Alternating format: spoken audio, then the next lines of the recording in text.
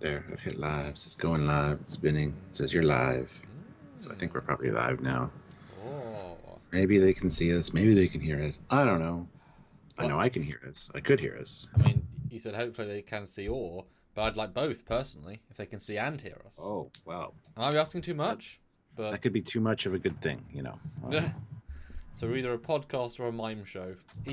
One of the two, but you can't have a web show. No. Yes, why is this? Sorry, my webcam. Welcome to Stuart's Chest, the show about Sexiness. well, that's one word. It is indeed one word. It is the word, my friend. There we go. Hi Stuart, how was your weekend? It was wonderful. Good stuff. How was your weekend? Not what I thought was going to happen, but I did manage to successfully allow myself to work on my own special secret project that you know about. And then subsequently, I had a really awful non-sleep last night. Went to bed as people wake up in the morning in the UK to go to work. It's not great. Oh, so you're sleep deprived. You didn't get much REM sleep last night. Me either. I went to bed around 3-ish. Maybe 3:30 actually. That means we went to bed at the same time, just different time zones. Ooh, we went to bed together. Different time zones. Thought yes. it was without even knowing it. So I didn't get to sleep probably till 5:30. Ooh. Maybe 6. I remember seeing like 5:34 on the clock, so I don't know what we time. Just sitting there, or lying there down, or we just looking at a phone, or what were you trying to? I was lying there trying to get to sleep. I wasn't looking at my phone because that will keep you awake. So sometimes you just can't get to sleep, I don't appreciate my brain is great, but I have too many things in it. And I don't want to have to think about any of them when I'm trying to sleep, Yeah. And then once you start thinking, oh, I'd like to have the black void of not thinking, you're thinking about making a black void of not thinking, which means you're opening the door to start thinking. Yep. And guys, this is actually on topic, as weird as it sounds. It's completely on topic. So the one time we got to just chat about sleep. And this was the weirdest thing, because we're deciding what we're going to do today for live, and it's like, well, might as well do the next TNG review. We're like, okay, cool. It's great. Went and take a look, and it's night terrors. I'm like, yeah, we both have sleeping issues last night. I've had sleeping issues for about a week and a half now. Yeah. But then, and then also it's Halloween coming up. So, I mean, this was the perfect episode to review this week. So, yay. 43 people here, 31 likes. Come on, guys. To those people that haven't hit like, why haven't you hit like yet? Hit the like button. We've also got 3 amazing super chats in. One super amazing, which is Olivia, who's working right now, but she put this in before. And that is $50. Jeez, must really like this episode. Gosh, cool. Or us, one or the other. Yeah, no. No. But you got a quote here. A fancy vocabulary does not mean you're scary. It means you have a thesaurus. And that's in quotes, so that's right. And she's also got your spelled correctly, which is awesome. And then it goes on to say who said it. Her most imperial majesty, mother of the fatherland, overlord of Vulcan, dominus of Kronos, Regina Endor, Philippia Giorgio Augustus, Laponius Centarius, which is really great. Right. That's her full name. The only problem is Olivia. Laponius needs a capital L. I'll let it slide. But we were trying to get this perfected on the last live stream. She almost got there. But well. But as someone whose spelling is low on the list of things to be concerned about, I support you in the lack of ability to spell. I support you. Mostly, anyway. Betazoids have some gassy nights. Gassy nights? Puts in $1. Thank you, Jill, with this cool face. What an unusual name. I like it. And Eugene I also support this puts name. in 350 rubles. Eyes in the dark. One moon circles. I have an issue. Yeah, good. Okay. That. Probably a few, but the biggest issue I have for that is not all aliens or creatures have two eyes. So to say eyes in the dark, that's very hit and miss, as if the people you Slime talk. tentacle in the dark. Well, exactly, because you see the alien ship at the end. It doesn't look like a corporeal ship. It looks like they could be beings of mist. So why would they be seeing eyes in the dark? Well, I guess you could probably extrapolate though that because they were talking to the guy for so long and trying to get through to his brain, they managed to work out what the species was, and therefore using their interpretation. Because you could argue that guy potentially, if you remember his science class, and all of them potentially knew what hydrogen was, so he's trying to tell them and her hydrogen. My only thing about that scene is that you as the audience can barely understand it, to the point that when she's like, this is what he said, I'm like, is that what they said earlier? I couldn't understand it. It was too blah blah blah blah. It started out that way, but it got clearer as you heard it more. But I would still be on. I wish I'd side on side caution more, because I thought they'd let the side down a bit there. But isn't it weird to do? We're going from Discovery to TNG, and you know what? We're going to review it in exactly the same way. Oh yeah, because we hate Discovery apparently. I'm not going to get into that, but anyway. I'm just saying, exact same approach to this. Well, yeah, that's how you do things. But speaking of do things, I'm going to go share this, and you talk to wonderful fans out there. Wonderful people all over the world that are listening and watching us right now. We love you very much. And is his microphone muted? I hope it is, because I heard his earbuds fall. Sounds like it might be right. Okay. Anyway, guys, as you can see, super chats with let us know what's going on in your mind. It's a great way to communicate with us, like we are an alien entity on the other side of a TIFE, whatever it's called. I can't even remember now. But you can be a lot more clearer than just saying, eyes in the dark, one moon, circles. You can be a lot clearer than that with a super chat. You can tell us exactly what you want us to say. You can ask us anything you want. You can talk, give us the theory, and we got to talk about it. So super chats are a great way to support the channel. And thank you very much, Olivia. That is an amazingly massive super chat, and it's great. So thank you. So if anybody else can super chat, that would be great. Be sure to hit that like button. We have 56 people watching with 50 likes, which is, again, amazing. But if we can get up, if you're one of those 5 people that haven't hit like yet, probably more out there that haven't hit like. To be fair, hit that like button before you leave. Even if you're just popping in for a second to say hi or whatever, or just to see what's going on, hit that like button. We'd really appreciate that. And if you want to get your comment read or your thoughts out there, by all means, consider sending a super chat. Another great way to do so is to support the channel. Another great way to support the channel is hit that join button, by which you can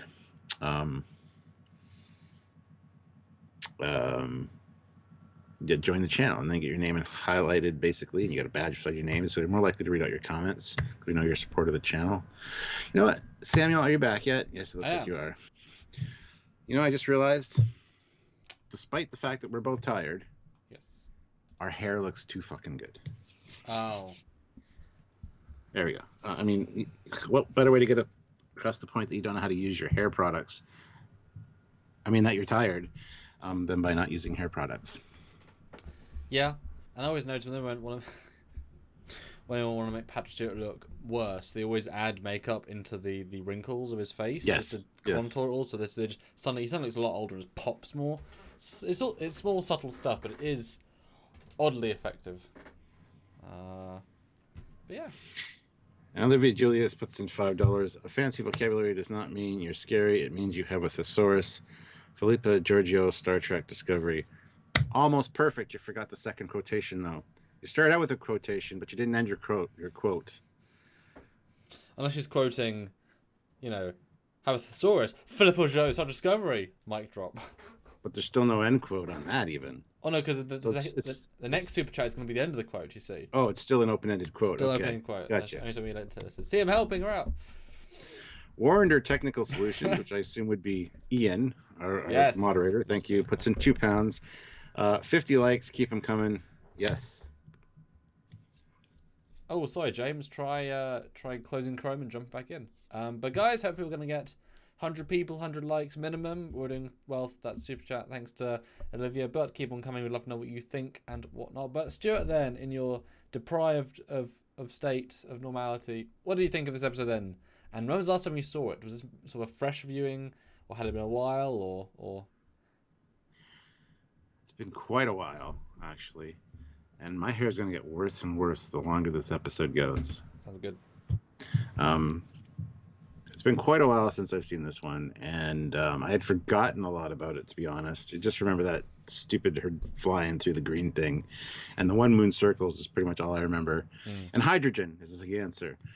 I forgot all about the Britane, and that's what got them there, and I forgot all about the dead bodies sitting up and the lack of REM sleep.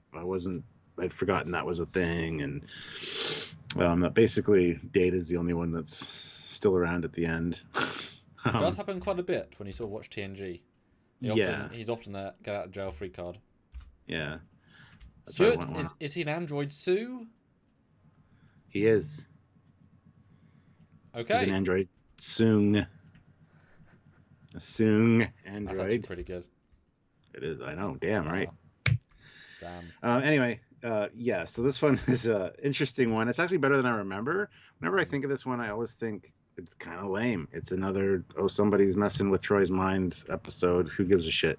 But I can forget about the rest of the crew and stuff. And it is pretty scary, actually. Somebody in the comments on Facebook said that this is one that terrified them. They were a kid, and still kind of freaks them out. And those bodies sitting up, I mean, depending on the situation you're in as far as how you're viewing this, that could be pretty scary. And to be in that situation, although when she backs up against the wall, she's like, this is not happening. They have the two bodies sitting up beside her. You can see the shoulder of the one that's still sitting up. Yeah. And then, but it's so close. It's fine. It's fine. I mean, if you'd seen them go down, though, it would have been a bit more dumb. Yeah. So I just wish it wouldn't have been in that frame. Like they zoomed in a little bit more. Yep. But wouldn't that have been great if they said one of the few things we changed in season 4 of the remasters is we zoomed in by we zoomed in by 3% to fix a continuity problem with this shot. It's like, great. There you go. Yeah. So no, I do enjoy this episode. And the lack of REM, it's just kind of a spooky vibe all around. And I don't know if there's, like, I wanted to learn more about the aliens. I wanted them to contact them and going, hey, first contact probably, hey, thanks for helping us out or something. But no, we're just gonna, yeah. And again, engage impulse engines, fly towards the thing. No, I would immediately be cranking the ship around and heading the exact opposite way that we came, because more likely to get out of any residual, because they said punch a hole in it, not destroy the whole thing. So I don't know. Stupid little things like that bug me, but overall it's a pretty enjoyable episode. And yeah, perfect for the Halloween season. There are a few scary Star Trek episodes, and this is one of them.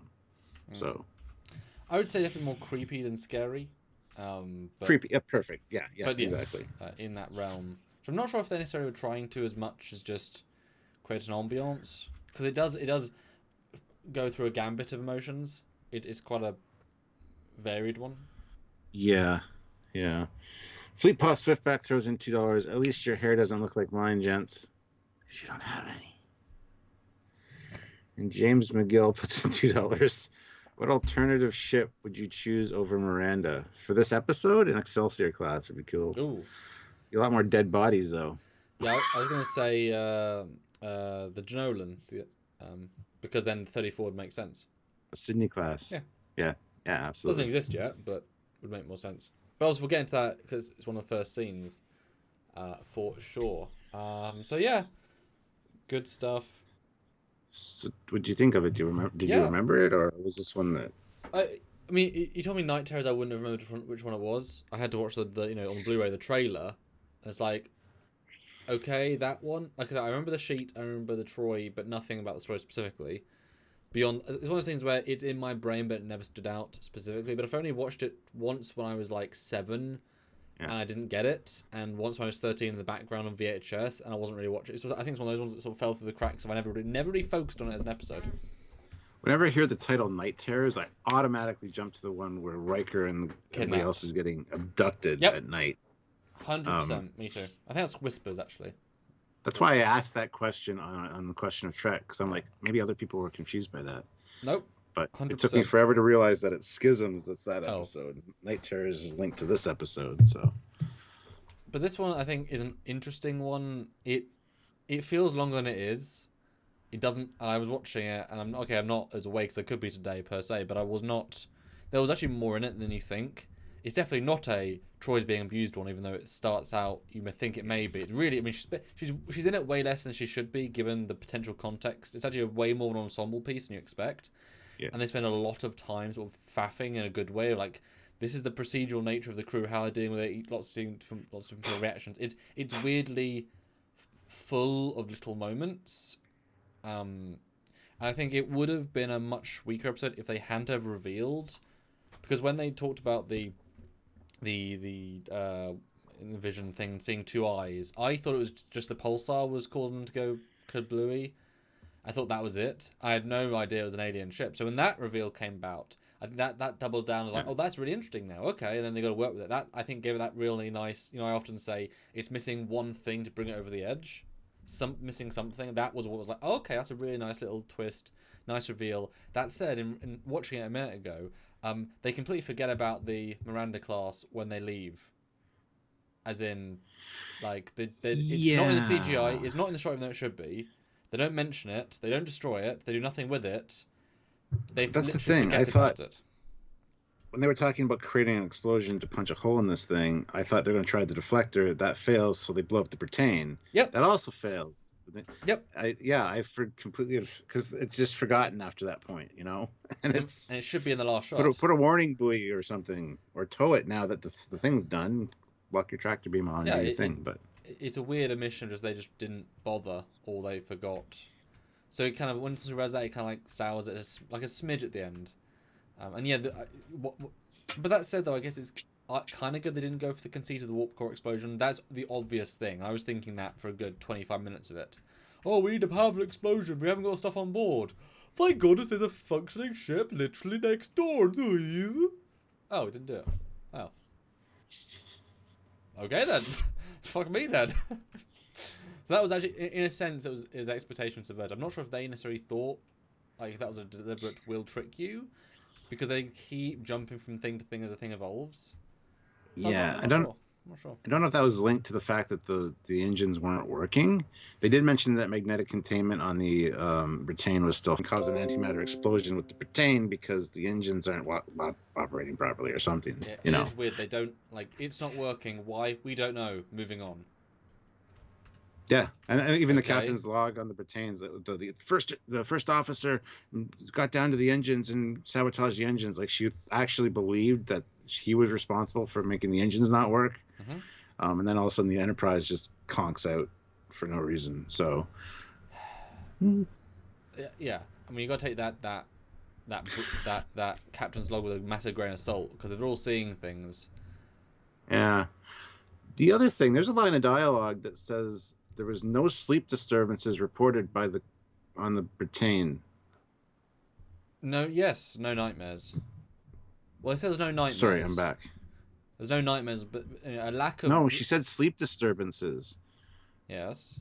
I forget the exact line, but anyway. You mean the Betazoid guy should have said nightmares? No, because they went through the medical logs of the ship when they were doing all the research, and she actually makes a point of saying, at one point, there was no sleep, whatever, reported by the Brittain crew, which doesn't make any sense. Why not? Because if they're all suffering the same thing, they're all not being able to sleep or feeling uneasy. No, they can sleep. That's the point. They can. They just can't get into REM sleep. They can't dream. That's why they don't notice for 10 days. They can fully sleep. It doesn't rest them properly. And so if you don't work that out, they would never have known. So it's the opposite. But see, Riker couldn't get to sleep because he was paranoid, though. So I that's assume more people would be paranoid and would have reported. Come on. Would have reported that I can't sleep because I feel paranoid. But wouldn't you think at that point they're a bit all messed up? Because that was a certain point. And I think that was after the 9-day. We've been here 9-day mark for the Enterprise. So that's neither of us can be in command. Make sure we get sleep and stuff. And that was before I even knew the sleep thing was a problem. But I agree to some extent. They should have said the guy was having nightmares. That was the obvious one. But then again, if the nightmares were after the fact, because to assume that the aliens could learn to communicate with them as soon as they got there is a bit of a false start, I think. So, it'd probably communicate to him, like he might barricade himself on the bridge as they were all starting to go a bit wacko. Then he was getting more and more lack of brain. Although it does feel a bit odd, though. I know we do see these ships as cargo carriers and whatever, and I like that concept that this old ship massively manned by computers, etc. But 34 seemed rather small for a ship this large. And did they even say it was a cargo? It felt like a normal USS, but it clearly isn't. I mean, did they say why it was what it was meant to be? Missing science vessel. That's all they say. Science. Okay, well, yeah. I assume it was there to study the twin stars. Well, were they deliberately flying out this far to find them? I thought they just bumped into them, although they do say we're very far away from them. What do they say? Captain's log, we are proceeding through the rim of an uncharted where we may have located the USS Britain. So it's not clear whether they were sent to look for the missing ship or if they just came across it. So I want to give a lovely shout out for the 2 weeks until we think we can get contact. That's good, guys. We don't want real-time holographic communication across the quadrant. We want a sense of distance and scale, because now they feel like they're on the outskirts of space and time. It adds something to it. Danger, power, It adds that TOS trope. Like, we're way far from Starfleet. Yeah, we're actually doing by our the time job. we get by the time we get an answer back, it's too late, man. Yeah. They find out the Britain has been sent out a distress call 29 days ago. So it's been missing for 29 days. They say it'll take 2 weeks, so they were the ones that they know because they took them 2 weeks. Okay. Yeah. But yeah, I can assume they were doing the pulsar. Or, I mean, to be fair, they might have even detected the Boson rift at some point and gone to detect that. Oh no, oh dear. And does that thing come back? So I feel like it's not just in this episode. The Tychon rift? Tychon rift, yeah. I feel like at another time it appears. Guys, tell us, please. Not sure. I'd have to look that up, but are those? Shut the. No, they're. Those are on. Yeah, those are on the B deck, the deck below the bridge. Yeah, and you can see where the bridge is. It's above it. Those are lights, as are the green and white and blue, not blue, red blinkies. They're just lights. And the refit Enterprise is the same thing. That light below the bridge is actually shines on the registry. Because it's super bright. Because technically speaking, there should be self-illumination points, although there aren't around the several places. There are mostly, but there also aren't somewhat. But Stuart, do you want to read any more super chats, and we'll jump right in? And Matthew, that's not how the Typhon Expanse is spelled, because they spell it in the sub chats. Yeah. Or the sub chats. The subtitles. There you go. See, I'm fucking there. All right, what are we at? What am I reading? Oh, no more super chats. Okay, that's fine. Well, guys, put them in if you want. And if not, let's get. But I like this episode. I think it works better than I thought it was going to, which was nice. Yes. So Troy is sensing somebody, life signs aboard, but she's confused and she can't really pin it down as to why. Something weird going on. So she says, "We've got to go. I've got to come to a away mission." And Riker's like, "Okay." It's a lovely yeah, sure. It's a weird directorial choice. And then we get one of many glorious shots of the miniature. And honestly, I don't remember a time they ever got this close to this miniature.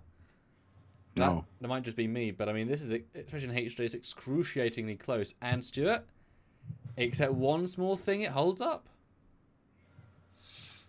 Am I supposed to guess what the one small thing is? Oh, you can see on the registry where they've kept swapping the glue. You can see the glue and the extra spec. Either where the registry is put in, you can tell it's been restuck and unstuck, and there's artifact spec there that wouldn't be there if it was the first registry. Yeah, NCC is nice and smooth, but the number 2 is very much bubbly, and you can see that as well. Because they wouldn't have to replace the NCC every time, just the rest, right? So. But yeah, I mean, you can see. I mean, to be fair, you can see the paint. You can, but the detail is beautiful. And this is one of those conceits of yeah. I mean, yes, you're only using movie ones again, but these are movie scale budget ones. So yeah, brilliant. Really, really adds a real sense of scale to this. That, oof. Yeah. And then there's beam into the back of the bridge. I like the MSD at the back, and USS Britain, NCC 21166. Is that what it is? Yeah, on the thing. Now, the way they beam in is weird, because you knew where they would be beaming in, correct? Like, they would know where they're beaming in, to the back of the bridge. They're clustered very closely together, not scattered like you could do. Plus, Data immediately steps forward and over to the left to go to the center of the console where Riker is. Why wouldn't you just put him there? Because if you know you're going to be beaming in front of that panel, Yeah, just a stupid little thing. Not a big deal. Just wanted to point it out. no, yeah, it's weird.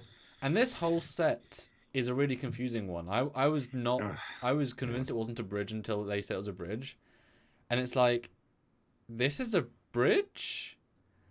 Like I'm assuming they were filming this during the filming of Star Trek 5, 6, or 7, where they couldn't use the Battle Bridge TMP movie bridge. They couldn't redress that, so they had to use another set and just kind of make something. But it looked kind of shit. Yeah. Like, interestingly shit. But there's grating for TNG. There is green, and it looks cheap. It's a very like, oh, you didn't have access to your Battle Bridge, did you? Oh. It's kind of a mess. I thought they beamed into the transporter room at first, absolutely, but not on the pads, but like behind the in the motion picture and stuff. They got the transporter console with the shielding. Yeah, that's what it looks like.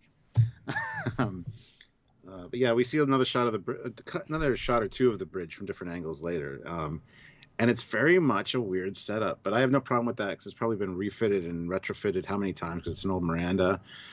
Plus, it's set up for science. I don't know if that make a difference. Probably not. But anyway. I mean, it looks like what it is: an incredibly low end, no one cares bridge. And that's that's okay. And although you can't see this even got a plaque on a grate, it can't even be on a full wall. That's how low end this is. I mean, but it's got all the same consoles and arrangement, whatever. But how few actual side consoles there are.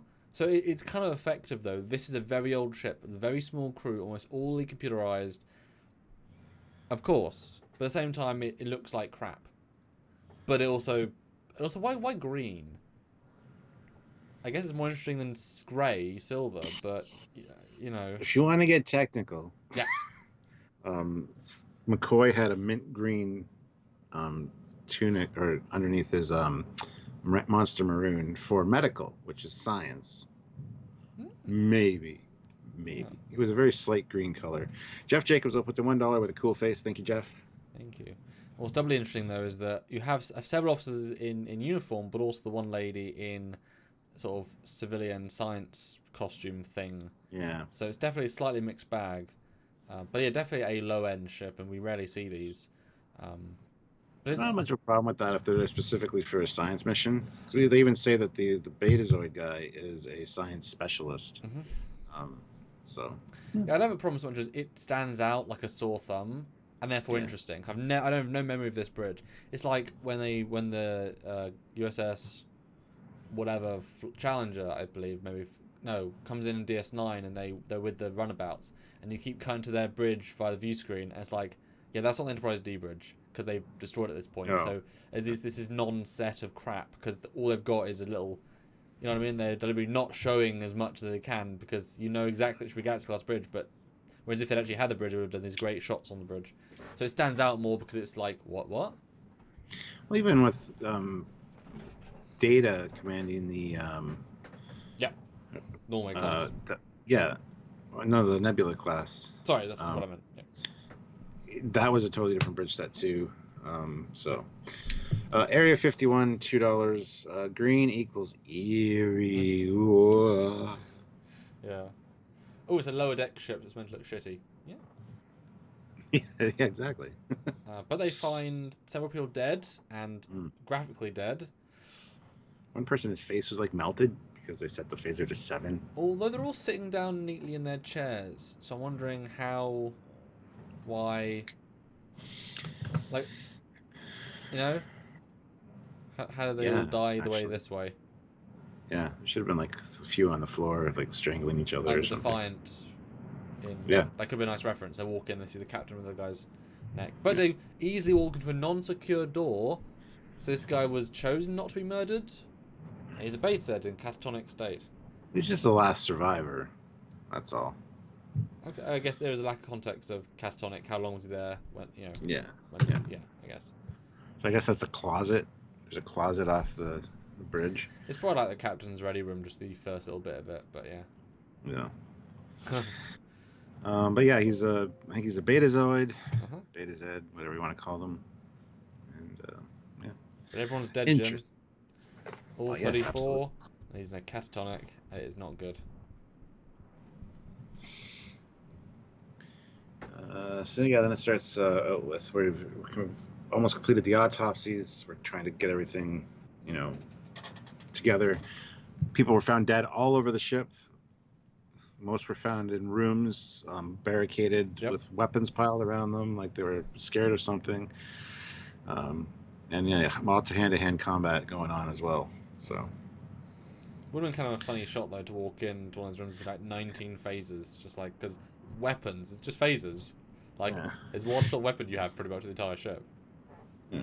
And James McGill makes a good point. No biohazard suit. Well, you wouldn't think necessarily to do that going over. But then again, with the crew dead and like one or two survivors. But yeah, because later when they come back and they all start experiencing the same effects, Troy and Beverly are like, well, we can't figure out there's no correlation. But you could have brought it over. Could have been airborne. Or could be just naked now again. Yeah, I know, but they didn't even mention that. Like, I understand. Maybe they did look into it. Like the transporter chief that beamed them aboard didn't, because usually you can trace how many of the people you come in contact with. But I don't know. I just thought it was a weird omission. It's kind of stood out to me watching it. Like they're just assuming it's from the anomaly and not something airborne. I do agree, although the way they described that no one that died on the ship had any sort of anything.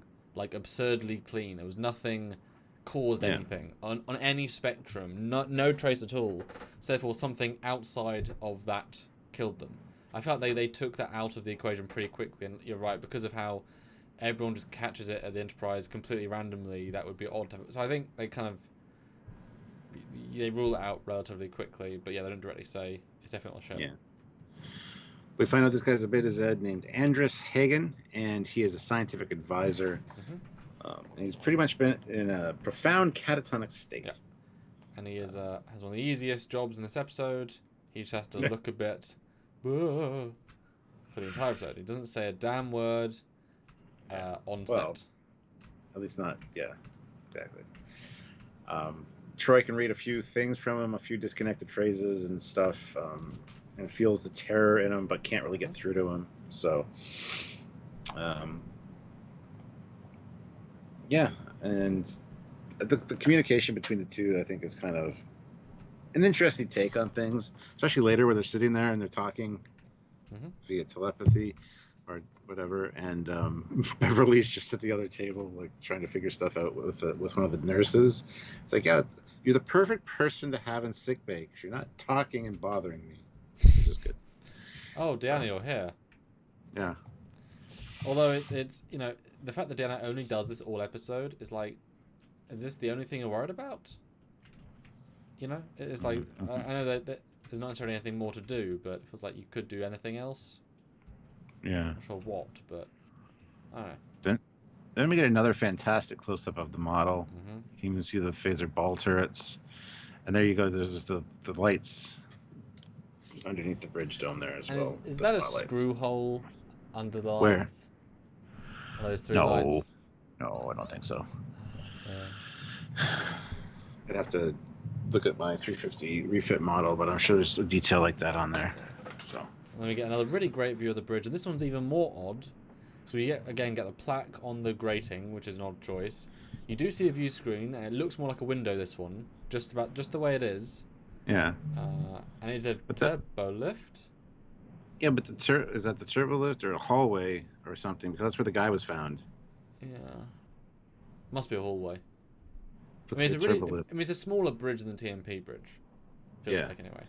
It almost looks like a turbo lift because of the the schematic of the ship in it, and there's no divider for where the carpet, But yeah, they're gonna try and restart. Yeah. And it's a very anticlimactic scene on purpose. I love the procedure here.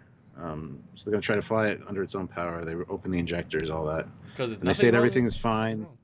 Yeah. Fuel flow's fine. The antimatter containment is fine. So, but just nothing happens. And then you get another shot of looking from the back station, the big thing in the top of the bridge. That's really distracting. I don't know. It's interesting, but it's really distracting. Well, I think it's this. I assume this is the same set as Lal was in, which they reuse often. I think that thing was like at the top. Laboratory. Yeah, I think it's that set. Well, it's just I mean, this is the lab where Locutus went up in the middle of that shaft. I assume it is, But it's a very, what he threw together bridge. Yeah, it's okay. That's fine. Yeah, it is. Let me get Beverly, who's been studying the autopsy reports, and said there's no outside force, there's no alien presence. They all seem to have killed each other. So they go. Picard asks what could have done that: drugs, virus, poison. And she says there's no unusual substances in their system. They all appear in perfect health. For whatever reason, they all just turned on each other, using phasers, knives, and bare hands. And then she shows the captain the captain's log.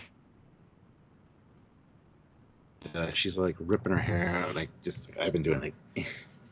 Well, it doesn't actually rip any hair out. She doesn't actually rip out. I was careful to look. She tries to, but doesn't actually do it. It's hard to rip hair out, like. Yeah. You can actually I gotta make a few little strands, but goddamn. Anyway, she's convinced that the first officer and his men were behind the engines not working. So you kind of get, and if you hear this line, but you miss that the Enterprise engines aren't working line, which I think I did once before. I was really confused as to why the Enterprise. It does, yes. Quite a bit later. So if you hear this line though, like focus on our captain's log, and then you miss the other line, you're like, why isn't the Enterprise just getting out of there? It just doesn't, because she says she thinks it's sabotage. So it's just kind of a weird. Fleet Pass Swiftback $2. Always thought the Bretain's bridge was odd. Yes. Just a bit. And then we get the first introduction to Deanna's dream or nightmare. Doesn't seem very nightmarish to me, but okay. Well, I mean, it's an uncomfortable thing to do. Although I'll give them credit. I mean, I know this is probably look worse than the SD, but I thought her, like, it looks silly, but the way she's composited, I thought looked really good. Like, you can't see it on the green screen. Her hair is very well composited. The lighting's very good. The interactive's very good. The sound's very good. The ambiance is very good. The clouds are very good. Yeah. Like, it looks silly because the way they're filming it, rather than I think the effects quality is rather high, and I know how hard, like, hair is to chroma key. I think they did a very good job. It's just a bit weird, but it's meant to be. I kind of thought though when it first came up that this was like her trying to reach the guy, like this is his brain landscape, and she's trying to reach into his brain and get him out of his coma. So I was kind of, I didn't know what this was trying. I mean, we don't know what it's trying to be, but I wouldn't know about the aliens yet. So I was kind of like, is this symbolic of those lights and she's reaching up to grab them? And I again, that's why I thought it was obvious that the pulsar binary was to do this, because there's two lights. Well, those two lights mean if not the pulsar. Yeah. Like, or nothing, I guess. I don't know. Weird. Yeah. What was I going to say? Oh, yes. She keeps asking, where are you? Because she hears the voice that keeps saying, one moon in the dark. Or eyes in the dark, one moon. And it doesn't say circles yet. It says one moon, one moon, one moon. And then it says one moon circles. But I do think it's very hard. I couldn't hear any of it. I didn't understand any of it in this first scene, at least. It's a little more muffled in the first scene. It does clear up, though. But yeah, I hear it every time now. So, Area 51. I would almost pay someone to edit an elongated fart noise during the scenes. From behind. Gosh. Oh, good God. Yeah, but not much to explain there. She wakes up and she got that see-through nightie, which we see in another episode later. When she's taken over by the lady? Yeah, that's the one where she answers the door and, yeah, it's cold in there. She answers the door. Right. So yeah, 4 days have passed at this point for the next captain's log. And why are they still there then? Because they haven't tried to leave yet. The engines aren't. Because I thought it was confusing later. They say 10 days. It's like, what have you been doing for 10 days then? Well, the exact captain's log is 4 days have passed, but we've made little progress in solving the mystery of the Britannia. Okay. So we've decided we should return to Starbase 220. So no real danger. Can't find out why the engines are working. We're just going to tow it to the Starbase, let them look into it. So they're kind of, yeah. I mean, basically what we're learning is that if you haven't got a dedicated mission, they will just stick around. Yeah, they'll stretch out a mission as long as they can, because we haven't. Boimler effect. Yes, they buffer time on a command level. Yeah, but you can imagine the rest of the crew just bored, because only Crusher and her staff are doing anything this episode, pretty much. And how often? I mean, how long can Geordie look at an engine which is fully functional before he's like, I don't know, it's fully you know what I mean? Like, how long can you try and solve the mystery? And they never try and solve it, so after the fact, anyway. And Melissa Jericho says getting ready to tow the ship, not until this point, because the captain's log goes on to say, and to that end, Commander LaForge is rigging the Britannia for towing. So they weren't trying to get it ready for 4 days for towing. They were trying to figure out why it wasn't working and what happened to the crew for 4 days. And now they've decided, okay, we're going to take the Starbase, get it ready for towing. Yeah. So. And they also mentioned autopsy. So I can imagine Crash might have autopsies everybody, all 34 people, just to try and see, because all they need is one clue. Yep, that's exactly what she said at the beginning. So they were going through, they had almost all the autopsies done. And that sucks. That sucks. Olivia Julius, $5. Here we go. Fancy vocabulary does not mean you're scary. It means you have a thesaurus. Quote. Philippa Giorgio Starch. I'll give you a pass on that. Hey! Don't think that comma after the dash is needed. And I think that's grammatically incorrect, but who cares? But I feel like everyone should now super chat another $5 to congratulate her for super chatting her $5 and successfully achieving this thing that I guess was tricky. It's just a fun little thing we've been doing. Not really. Anyway, so we get Mr. Extra, who is not at all going to definitely talk or do something. That's not why he's randomly here or anything. No, no, no. It reminded me of Ichep. Yeah. Yeah. And he stands out for having such a big neck and big ears and have a pointed chin. He's a weirdly feeling extra. Yes. But he hears a sound. He's like, somebody's still here. He's like, don't be worried. 34 people died here. But don't be worried. Thanks for the reminder, dipshit. But it has been 4 days, though. I mean, they've probably spent, 35 hours on the ship and nothing's happened. So, yeah, I think at this point they're over it. It's like, yeah. Yeah. But anyway. Then we're back on the ship. She's still talking to the dude via her head talking. Yeah, there's a lot of that. I'm just wondering, is that all you've been doing, just sitting here for 4 days? There's a certain probably. Yeah, probably. I wish she was a bit more proactive here. Something about her lack of anything annoys me. Just that little bit, Not really sure why exactly. And then we get Keiko, the married couple are back, which I was unexpecting. And it feels odd with a show that doesn't, because we're at syndication still, where you don't want weekly continuity because it confuses people and also they need to watch every episode. I was like, oh, we're going to keep this going. Yeah. Cool, okay. The official married couple of the Enterprise. That's what they are. She comes in and just spouts a bunch of crap about polymorphisms and who gives a flying shit. But she is a botanist. I was right. Oh, yeah, absolutely. And then when she was late, why were you late? Was so-and-so there? Tom Corbin? Corbin Dallas multipass? Multipass. Anyway, he gets all aggressive and then goes to the bar. And she's like, what?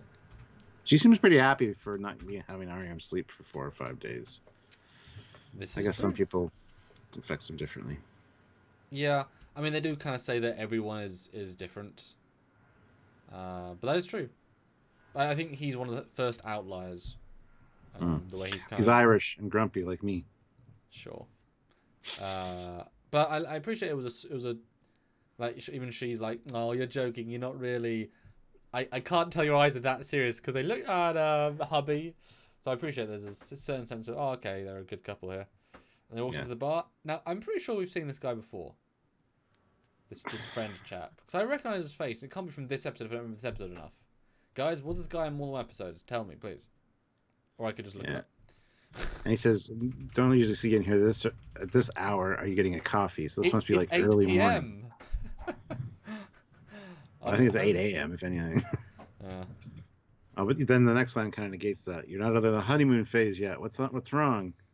Usually you can't keep your hands off each other. Which does give us a sense of how soon it's been, which I kind of liked. SWTX Chaser, $5. Picard was trying to avoid a second contact mission. Maybe. So in memory Alpha says, according to the script, this chap was a friend of O'Brien. He was also an older than O'Brien, weathered and salty. Older and yet 2 ranks lower. I can imagine why he's salty. Well, he's just trying to Starfleet a lot later. That's all. Sure. But he has a rank, and O'Brien doesn't. That's okay. Except on his pip. Wow. And this scene slightly annoyed me because they clearly set up this scene and then keep coming back to it with clearly the same extras, the same setup. Like the way this scene is set up, you know exactly how they filmed it. There's a lack of evolution. I don't quite buy this chap. As the scenes progress with him, he feels relatively out of context with everyone else. And why is he also in the bar every 2.5 days at this time? Like, you know what I mean? There's a disconnect. It just feels like this scene, they then kept filming scene 8, scene 12, scene 14, done. They're disconnected. It's funny you mention that because I thought the same thing later when he starts the fight. Yep. I'm like, what the hell is up with this guy, and why are these scenes really even here? It seems like filler for the episode.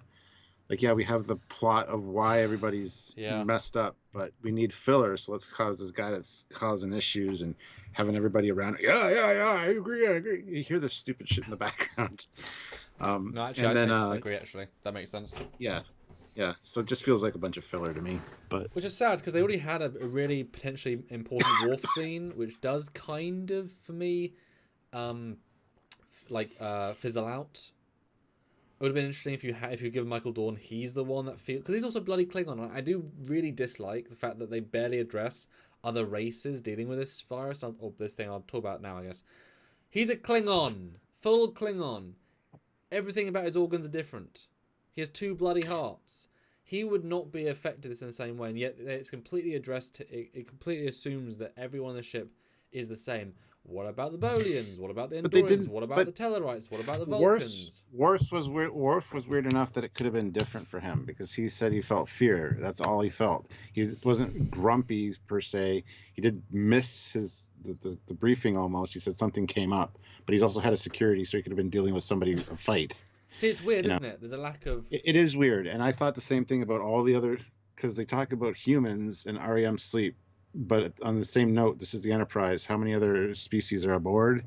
Are they having issues? Because they call out Deanna as being, I'm only half, and she's fine.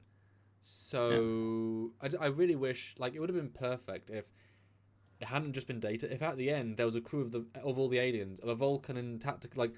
the other aliens were on the bridge, but it happens to be an ensign Vulcan, but the barber from the previous episode, he's literally he's at a station because there's no one else on the crew. I think they massively dropped the ball there because this ship is big.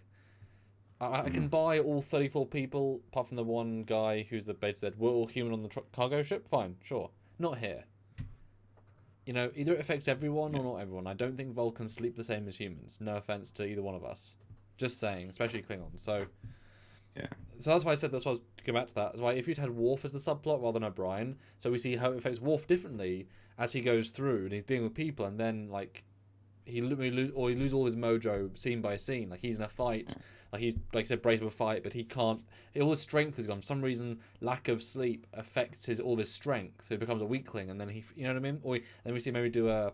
Like maybe early on he's doing one of those simulations where he's fighting the skeleton guy, and he just loses flat out, like butchered by them or whatever.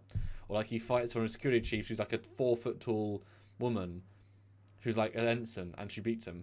And it's just like, you know, that would have been kind of a nice way of seeing that something more real, you know. I'm just saying. Yeah, so they get a bit of a huff, and he's like, well, she is head of whatever department. So shut up. Then we get Picard and the mysterious door chime, which he walks out to the bridge and like looks, and if whoever's sitting in hops would be like, what? And you think he would have said, was there somebody here a second ago? Yep. Did they leave? Yep. No. Okay. Am I being pranked again? Ashton Kutcher, I am punked. Why is there feces on my? You know, you should do a fan film where you make an edit where he's actually stamping down poo, like a hard cut of a guy in uniform. So it's just like the same scene, but add that, and it cuts back to like, oh. But I thought this door chime was quite charming in its own stupid way. It's like he is pissed off by the door. That's great. But the thing is, it's obviously malfunctioning. So he goes back to his desk. It chimes like 3 times on his way back to his desk. And then he just does this and keeps reading. Like, one of the first things I'd be doing as captain is, engineering, I have a malfunctioning door chime. Can you please come and fix this? You know? I mean, it is such a minor thing. But yes, he doesn't try to fix it. Like, the fact that he's just accepting it, I guess. And I quite like the fact that someone knocks. Because they don't really, but it was also such a wood knock as well. That was somebody on the soundstage knocking wood. Yeah. It wasn't metal or anything. No, that was good. So old school. And he's like, what the? When they come in, like, I just checked that door. I like it though. It's a little. I like the scene. Maybe he thought he was going a little bit crazy. But he was. Well, yeah. Good point. Oh yeah, Captain Rollins says, "What are the dolphins? Do they need REM sleep?" That's never addressed in anything. So many times when it'd be like, "What about the dolphins?" So yeah, and then this is where God damn it, Beverly and Troy are like, so we've noticed there's been stuff going on. We haven't been able to really trace what's happened, but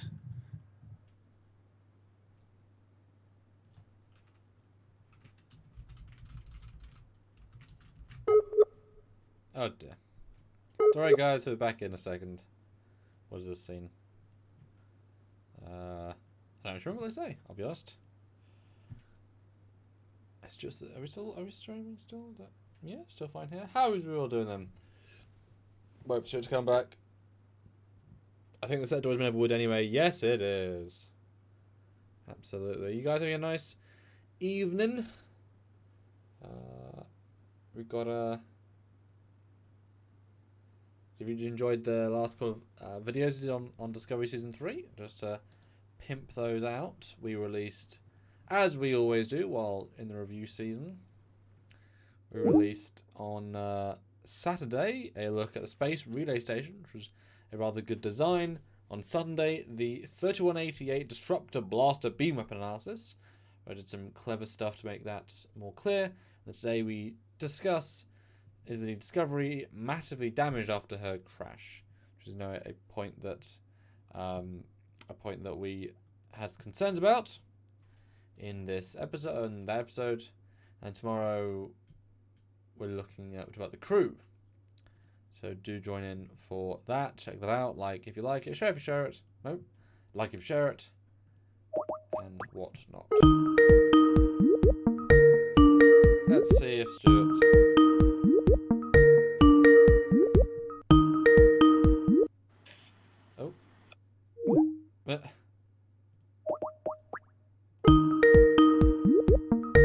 there for 1 second.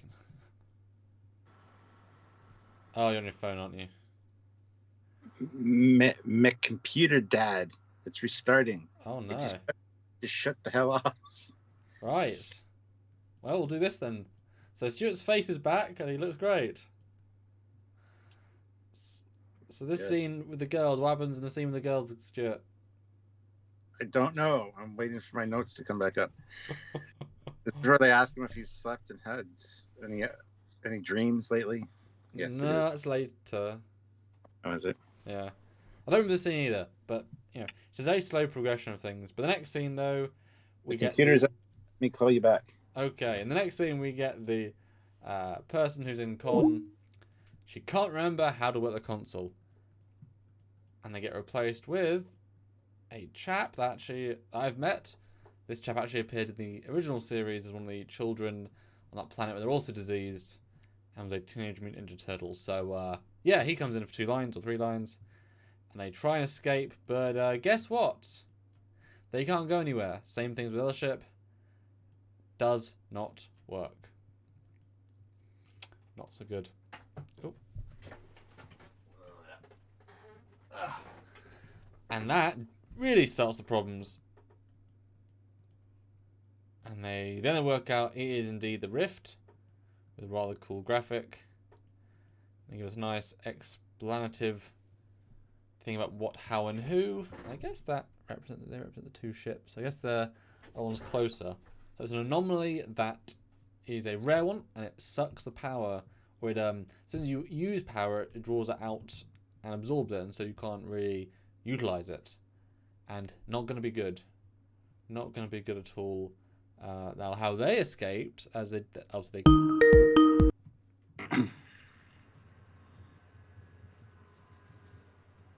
Oh, there you go. That works. I'm on the scene where they describe the Rift. So take it away, Stuart. Or describe the Rift. Okay, hold on a second. I gotta get there now. Oh, erratic behavior, blah, blah, blah.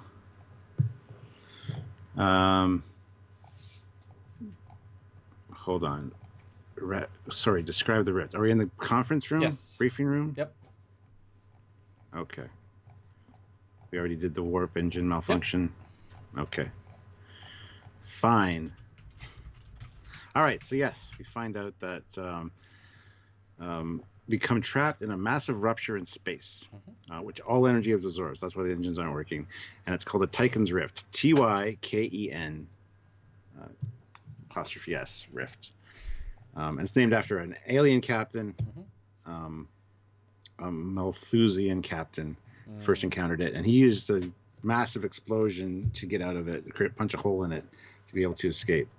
But he also had some funky cargo on board that allowed him to do that, which they don't have. And they even make a point of saying they don't have enough power for the replicators to replicate anything complex. Which I don't remember hearing before. That's a new concept. But I like that because we've talked about how complex the replicators can make, objects. So, and if it is just limited to power, which would make sense, then yes, you can replicate lots of things. So you can replicate dilithium, which takes fully using dilithium to be able to replicate dilithium, which would then make it sort of pointless. Yeah. Fleet Pod Swiftback, though, $2. Worf was being chased by a Feklar. Warrender Technical Solutions, £2. 100 likes. Happy almost Halloween. Yeah, we're doing good with likes. So keep hitting that like button, guys. And Squadra Course, $2. Maybe Stuart's computer needed some RAM sleep. Ha ha! That's funny. That's pretty good. That is funny. Anywho. So yeah, they're talking about explosions they need. And this is where I'm thinking, they'll probably just end up exploding the Britannia. Yep. It feels too obvious. We haven't got anything on board that can do it. Yeah. But it's like, what episode was it where they pushed the Oberth class into the piece of stellar matter coming at them? Season 1. Well, it's Naked Time, wasn't it? Or Naked Now? Yeah, it was. Naked Now. Jeff Jacobs, $2.03. 103. It's time for me. 150 would sure be nifty. Oh. Goddamn. So costly. Shannon Nash throws in $20. Oh, thank you. I would think any species requiring REM would be affected.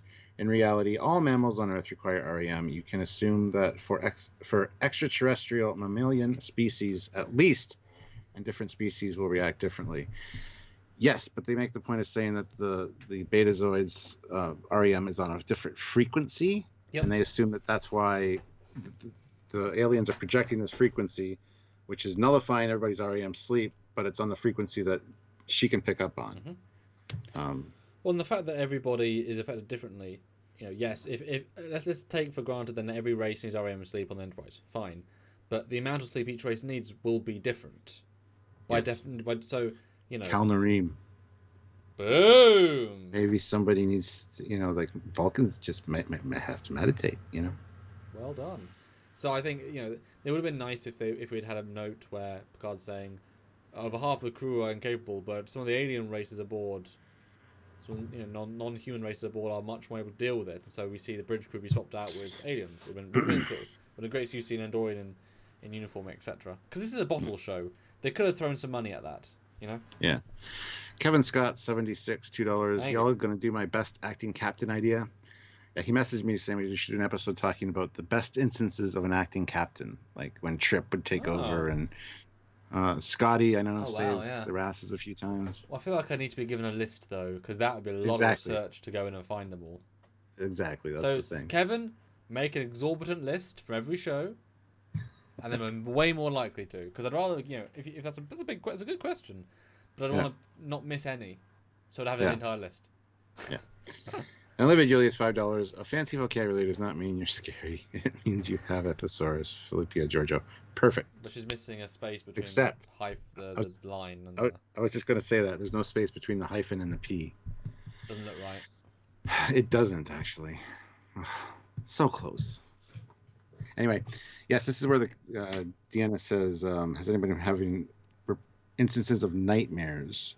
Everyone's like, no. And there were no records. Data says no records of sleep disturbances of any kind, which I don't buy for a split second, but okay. Yeah, I mean, like I said, you barely remember your dreams. So if you don't, it's a symptom that if you don't know to look for it, you wouldn't notice it. I didn't dream yesterday, but I wouldn't think about it unless you asked me. When did I last dream? You dream every night. The chances you remember are very, very slim. Oh well, I wouldn't say dream every night, but I think so. Oh, you do. Everyone does. You dream every night. You just don't remember. You only remember certain ones. That's all. So, but then some nights, because some nights I can remember every dream I have. Yep. In between multiple. Yep. Yep. Area 51, $10. Thank you. Quick note about the Discovery crashing with no damage. Crossfield classes are made of some hardy stuff. Oberths and Mirandas are made of paper mache and fireworks. Yes. But galaxies and Voyagers are made, or galaxies and Voyagers are made of better things than the Discovery is. Well, galaxies are made of glass. They're glass cannons. Although I don't know about you, but I saw a little side note, guys. Thanks for the good super chat there. The StarTrek.com did an article on the 25 or 47 most powerful ships. Did you see the article? It was released today. Didn't see that article, no. Well, really stupid list, poorly conceived, as you can imagine, by them. And also they put a Negvar and a Vorcha picture, which shows they didn't proofread it. I mean, it's only one thing to call out, but whatever. They gave the sarcophagus ship was the 5th most powerful ship in the Star Trek history for some reason. It was like Borg Cube, V'Ger, Whale Probe, something, sarcophagus ship. I'm like, what? What? Because F-72 was above it. Because the sarcophagus ship could destroy half a planet. I'm just like, yeah, but you can kill its shields and everything else instantly. How is one big weapon enough to call it the most powerful thing ever? So was the Xindi weapon on that list? Because it should be up there too. It was like 21 or 18. Well below the sarcophagus ship. And what was really odd, the JJ prize was also above the E, above the D in terms of power levels. The J09 Enterprise. And it said in it, I've never heard them say before, and this is interesting, it said that after the original attack of the Kelvin, it forced Starfleet to do more weapons, and by the time of this ship's creation, it had the firepower equivalent to a 26th century ship. That's I'm like, bullshit. wait, what? Sorry, when was that said? Same with Vengeance, that was really high up as well. So Star Trek.com is saying that canonically, because one race got attacked once, they managed to jump 400 years worth of weapon tech? I don't buy that. Sorry. And they give like a really far future number. I was very let down by it. It was a stupid article. Yeah, no kidding. But I mean, come on, they're made by them. I mean, they're not really going to do it properly, are they? Yeah. Oh yeah, most powerful ship ranked. Found it. But then we get the conversation in Turbolift between Riker and Picard, where Riker's like, "Yeah, I've had to stop from snapping at people," and Picard, he also makes the point of saying, "Every time I go to my quarters, I feel like I'm being watched." And Picard's like, "Well, one of us should be, good. So you go to your quarters and have a nap and relieve me on the bridge in 4 hours." And Riker looks all pissed off and storms off the turbolift. And then Picard almost like he's gonna pass out. It almost looks like he puts his arm against the thing, and then he's like he's got this overwhelming sense of fear or something. But yeah, I thought this was. And it was a long turbolift ride. It was too long. Well, honestly. They was changes direction, but they went to the bridge and then went back, and I mean, yeah, but you're right. It should be seconds. I actually love this little scene because this is one of the few times I thought that Riker and Picard were speaking on 100% human to human level, completely off record, off book. It was so personal and intimate in terms of a conversation. Like Riker's like, "I feel like shit." Like you never see that sense of pure vulnerability by both of them at the same time. It was really, really refreshing, actually. And in fact, as watching it, if you watch this episode, you realize how weak Picard gets as a character, as in physically. He feels more and more like Star Trek Picard. Because he's like, I can't do anything. He even mentions his grandfather later, seeing a man fizzle away. So it's in his genes to have some kind of debilitating thing like Alzheimer's or so there you go. Definitely getting Picard flash forwards. During that series time, his grandfather. Yep, I did too. But Stuart, let me just tell you, I do want to say this list just so you have a sense of the top 10 for the official StarTrek.com's most powerful ships ranked. Number 1, Borg Cube is the most powerful ship in all of Star Trek. Bullshit. Number 2, Whale Probe. That would probably be number 1. Number 3, V'Ger. That is number 1 or 2. Come on, guys. Whale Probe can kill a Borg Cube. Easy. So can V'Ger. Anyway. Yep. 4, A472 Bioship, which can destroy a Borg Cube. When they link together and can destroy a planet, it's kind of cool, but if one on its own, no. But if one can kill a Borg Cube, how is it lower than a Borg Cube? Number 5, the Narada. So that's more powerful than anything else in the anything else in Star Trek. Number 6, Doomsday Machine, which I'll give them that. Well, it should be up in the number 3 slot or something. The number 7, the USS Vengeance. One of the most powerful ships in Star Trek universe. Really? The Vengeance. A 2250 ship. And then the Krenim Time Ship is below the Vengeance. A ship that can literally... That should be number 1. A ship that can literally change time of an entire quadrant that kills trillions of people in every blast. Sorry, what? What? Number 9... Quadricorus asks, where's the Voth City ship? I mean, yeah. Number 9, Nomad. Okay. Number 10, Sarcophagus. Well, actually, I was going to say... Sorry. Yeah. Nomad hit the Enterprise with, one blast that was equivalent to 30 photon torpedoes or something. Pretty powerful. But it doesn't have the power supply to keep up full shields. I mean, a ship that can change time versus... Yeah, where's relativity? Shouldn't the time ship of the future be high? And then number 10, Sarcophagus ship. A 2210 400-year-old ship. What? And below the Sarcophagus ship is the Scimitar. Oh, Jesus Christ. Sarcophagus ship can't fire while cloaked. Scimitar can. Are you joking? That list is the perfect example of a popularity contest. With the new Trek being Yes. right up there.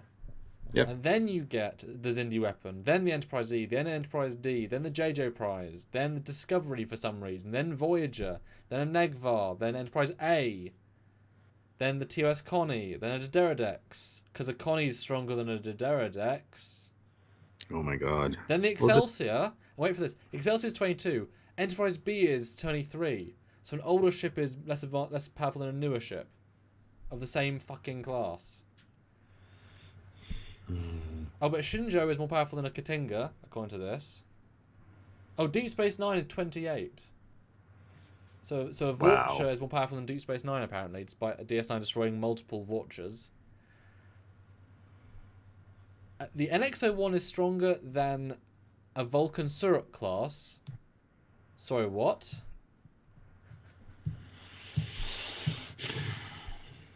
Oh, apparently Cerritos is more powerful than a Geminian bug ship. Oh, are you kidding? Stuart, the Defiant is number 38. The Jellyfish, the Gemini bug... The Cerritos is more powerful than the Defiant, according to the list of StarTrek.com. Wow. What? Well, let's... Enterprise J is below the Defiant. And the Raven is higher than the Nebula class Prometheus. Let's just do a whole live on that, because we're getting off topic here. Everything there is wrong.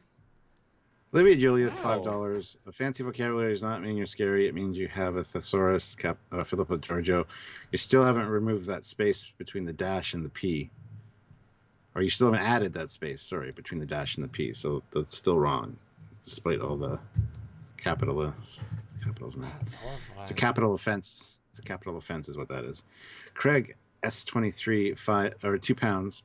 You two have to make a proper top 10 most powerful ships. Which I think we've done once.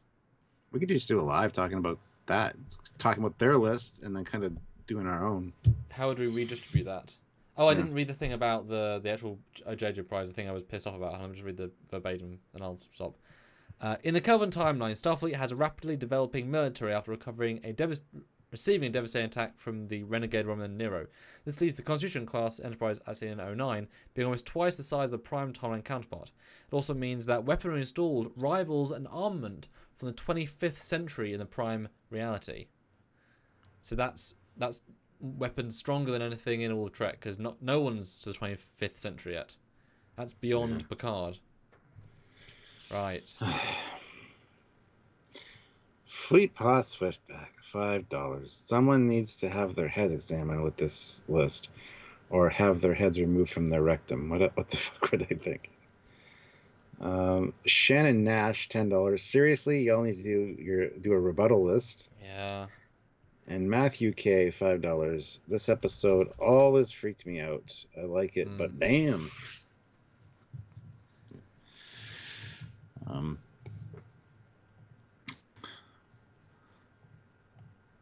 So anyway, Riker goes back to his quarters and walks in, looking around like feels like he's being watched again. And we cut back to Picard in the turbo lift, who feels like it's crushing him.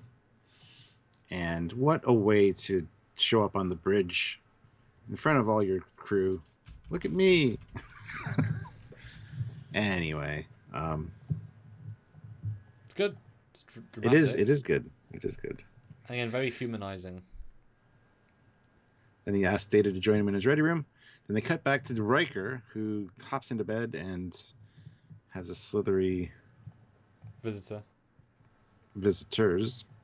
Jumps out with the greatest look of fear on his face. I love that. And there's nothing there. So yeah, this episode, I think part of why it wasn't fully clicking with me is because there's a lot of just small scenes with small moments that they don't quite. It's like eating a 15-course tiny meal. It's like, okay, good, little bits, good, sure, but it keeps resetting. I think they did that on purpose to keep you off of any one scene, to kind of give you that uneasy feeling. Yeah, I can see that. Disjointed. Yes. Yeah, certainly. So we got Picard talking to Data, and he's like, you're going to have to basically take over. You can't remember channeling power through the deflector dish. Yeah. But that's what they're going to try to do to disrupt the Tychen Rift. And then he says, yeah, you're basically going to have to be acting captain because I'm losing my shit. And then he talks about his grandfather. Watched him deteriorate from an intelligent, powerful figure to a frail wisp of a man that could barely make his way home. And I'm like, oh, so you've seen Picard, have you? Yeah. It's a good little scene. I like how Brent is not at all a star in this one. He's given just the limitest thing to do, but he's acting normal, and it's like it becomes more and more a contrast factor as it goes on. Yeah. So it's actually quite effective. And we get all the bodies in the morgue, and she wants to do cross-section of brain tissue, so she sends the other guy away to get things set up. And then shit gets weird. You hear like the body bags rustling, and she turns around, nothing's there, and then all of a sudden they're all sitting up. And that is pretty terrifying. I remember this one thing I always remember. Must have terrified me when I was younger, but well, it's a visual that they had a really distinct idea on, and it's creepy. Yeah. I almost, though, for some reason, this viewing, because obviously there's so many sci-fi shows I've seen that you kind of mix little bits in your brain. I kind of thought that in this they were going to look towards her and say something as if the dream, the hallucinations were actually a psychic message, and therefore this was them, the aliens or whatever, trying to communicate her through the fear. But I remember them all turning to look at her, and it didn't happen. I was like, oh, okay. Now that you've said that, there is a scene somewhere where that happens. Might not be TNG, but... Yep.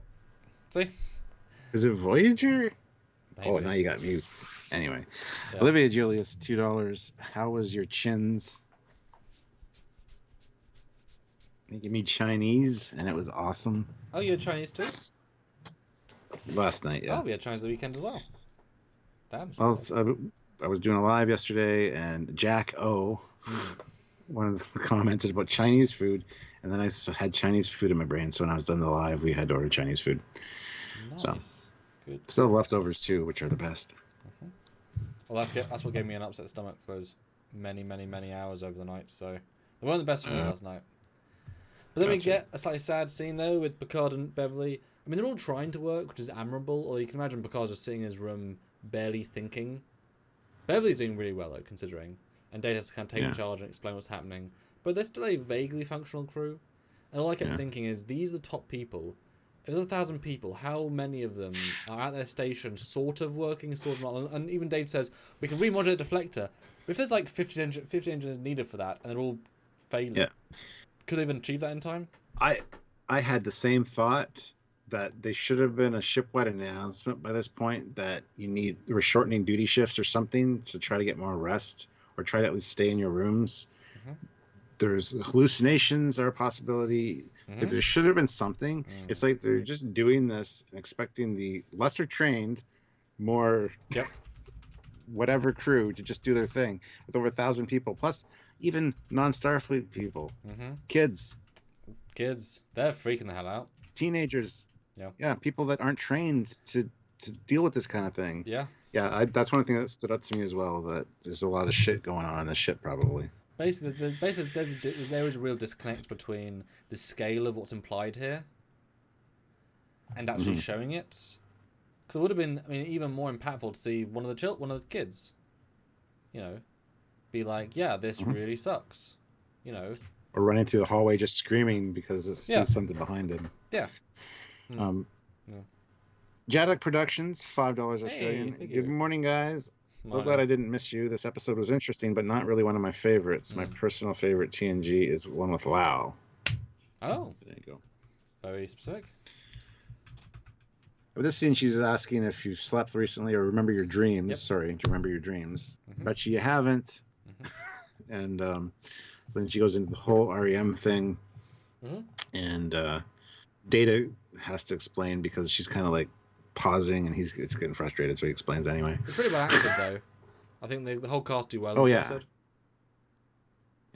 Hard to concentrate, hard to do ordinary tasks. You become irritable, paranoid. Some people have hallucinations, so there's a lot to point out there. But Troy, because she's partly Betazoid, doesn't seem to be affected. She actually mentioned nightmares in the briefing room, So that's what got her thinking about this. So okay, I'd buy that the Britain didn't have somebody that mentioned something like that, so nobody thought there was an issue with REM sleep. I'll buy it. Yeah, I mean, yeah. Plus, I think they might have been close to the anomaly. I kind of get that, whatever, for whatever that's worth, etc. Yeah, but once But she says there's a certainty that we're all gonna go insane. Yeah, It's nice that they simplify the entire plot just down to we can't sleep properly. Like, it's not some weird sci-fi radiation bullshit. It's just, yeah, we can't sleep properly. Our brains can't rest. I like that real simple idea. Or the way she keeps harping on about we can't dream. We can't. It's like, just, it's not about the dream. It's about the REM bit. It's about the restful bit. It's not about the dreaming bit. I kind of got annoyed. She kept going on about it. The dream isn't. If dreams are that important, you'd remember them. So calm down about. I know she's obviously bad herself, but it's a little bit irritating, her dialogue, like a smidge. Odd thing to focus on being the doctor. You know, it's not about the dreams. But I like the simplicity of the problem, and that it's not. And that all brings up a problem I had at the end, or a consideration, which we'll get there when I get there. But yeah, I like this. This does change the whole episode on a nice dime. It's like, oh, right, okay, huh. But they definitely should have mentioned, Andorians, Tellarites, all those people. Yeah. Well, I think I know what your consideration thing is at the end, and if it's what I think it is, yes, we'll talk about it because I thought you would bring it up. Okay. Anyway, we get Troy nodding off. She gets the dream again, and then the guy keeps saying double, boy, toil and trouble. So she can't figure it out. She strolls over to Beverly. Yeah. Beverly's like, nothing's working. No matter what I try, I can't get people to, I've tried theta waves, I've tried all this stuff. Can't get anybody to go into REM sleep. I even have to wolf punch some people in case that would work. No one can dream except for you. And she looks at her and gives her a smile like, I hate you so much. Yeah. It's like, you feel better than me. And then she's like, except I have all these nightmares, so I can hardly sleep at all anymore. Like, oh, Jesus. But I also like the contrast then of putting these two women together, of like how Troy has to be basically herself but a little bit sleepy versus dying slowly. Like, the acting's a nice difference here. Although, boy, doesn't that woman on the bench look really bad? I'm not sure what they're trying to do there, but that extra looks really, really not well. Like, dead. Look dead to me, but I guess like medically inducing shit in the brain. It's one of the Britain crew members. She's so tired that she dragged her in here thinking it was just a normal Enterprise officer person. Start the autopsy. She's like, no, doctor. Oh, Jesus. But yeah, and then we get then we get. Why the hell is Guinan? Why isn't she important in this episode? If she's here. Yeah. I can't believe, that an Alorian of several thousand years old needs REM sleep the same we do. But she doesn't. She's acting normal. Then why isn't she bothered to help anybody? Well, she's trying to. She's trying to stop the conspiracy theories here. Because for some reason, when you get paranoid, everything's a conspiracy theory. And Picard's experimenting on us to see how much we can take. We're like rats. She's like, would you just relax? Oh. And also, be farther from the truth. Also, look at his face makeup. He's got like bruises. He's got like purple and blue on his face. I noticed that he looks like a zombie almost. Yeah. I noticed that. I thought it was just to make him look tired. He looks awful. Maybe. Yeah, it doesn't look good. Or maybe this is meant to have been after the fight, and so they filmed the fight first, put him in fight makeup, and then they filmed after. It doesn't even look like bruises though. It's contouring his cheeks and stuff. It looks like. But it's just Whoopi, I think, does one of the worst jobs in this episode, but she's given nothing to do. And if you're and there is definitely a disconnect, as we said about the 10 Forward stuff. And clearly, they had her on a day when no other actors were available, because none of the other main cast appear here. So presumably, it's just Whoopi can come in on Thursday. Okay, we'll get the extras in. Yeah. But it's like in yesterday's Enterprise, she walks right up to the bridge and says something's wrong. She could help. She's not helping. I know she's helping, but she can't be the MacGuffin fix-all for every fucking situation, though. I wouldn't have liked that. I thought she was used just perfectly in this episode. But if she's one of the 4 people on the ship that can think properly, then why wouldn't you Yeah. utilize that in the story? Like, she's obviously fine. She should be helping. Helping 19 people in her one bar is a pointless thing to do when you got 1,000 people. It just feels so underwhelming for this character that why bother? They shouldn't have bothered having an episode. It added nothing. Which is sad to me. Now let me get down to engineering, and they're working on what do we do next? Oh yeah, fire the thing. Yeah. And it takes 15 seconds to build up, and boom, they fire it. Fizzles out though. So underwhelming. Yeah. So underwhelming. SWTX Chaser $2. You don't talk about Lord Dex Fight Club. That's fine. Yeah. So yeah, it all got absorbed into the rift. Yep. So they're going to start losing. If we draw more power to do this again, to attempt to, we're going to lose life support. We're going to lose a whole bunch of stuff. All of our dilithium will run out. And we need dilithium for power everything. Yep. I do like how they've now, like you know, you can see Frakes and Picard here. The makeup's really good to make him look not good. But Worf, who's great up until this moment, he's not been weird. He's like, peace out, leaves. Yeah. And it's an absolute escalation. This scene is absolutely out of nowhere. And it's like, Sewa. It's very abrupt. Well, now, this is not a bad thing to me, but it's extremely abrupt. He also says in Klingon, Coolish, forgive me. He says, whatever. Anyway, the last word he said is Alexandrian. It looks like Alexander pretty much, except for the last little bit. So I don't know if he's saying something to forgive me, Alexander, or something, because he's going to take his own life. I don't know. But I wanted to point that out. What do you think about this scene? It's quite a big statement for the Worf character. At least he's not going crazy and being paranoid and hacking people apart in the halls with a batleth. To me, the way this comes across is that his lack of sleep is a little bit different. He felt fear, or is feeling fear. Maybe he's just starting to get the effects of paranoia now, and thinks he needs to off himself because a Klingon warrior shouldn't feel fear for no reason. That's kind of the vibe that I got. Well, there is a reason. They're in a life or death situation. Yeah, but I mean, it unfortunately feels like he's being a massive coward. I mean, he is. That's the whole point. He wants to end it because he can't live with it anymore. But it's a weird scene for Worf. I wish there was more build up to it. I don't think Klingons tend to commit suicide much. It's the worst thing ever. And him saying, I'm not a warrior anymore. It's like, mate, you're on a science ship doing science shit. When have you warriored last? You know what I mean? You're a passive warrior. Go to the holodeck and just kill some people. Yeah. But yeah, a bit abrupt. He says, I'm not strong enough to fight, though, so... Yeah. That's why it would have been kind of fun if they'd dealt more with it. But like you'd said, and we both agreed, it's a very bitty episode. They just like had little ideas. They just threw in a pot and they put them... Like, this could be anywhere in the episode, and this could be... So it's okay.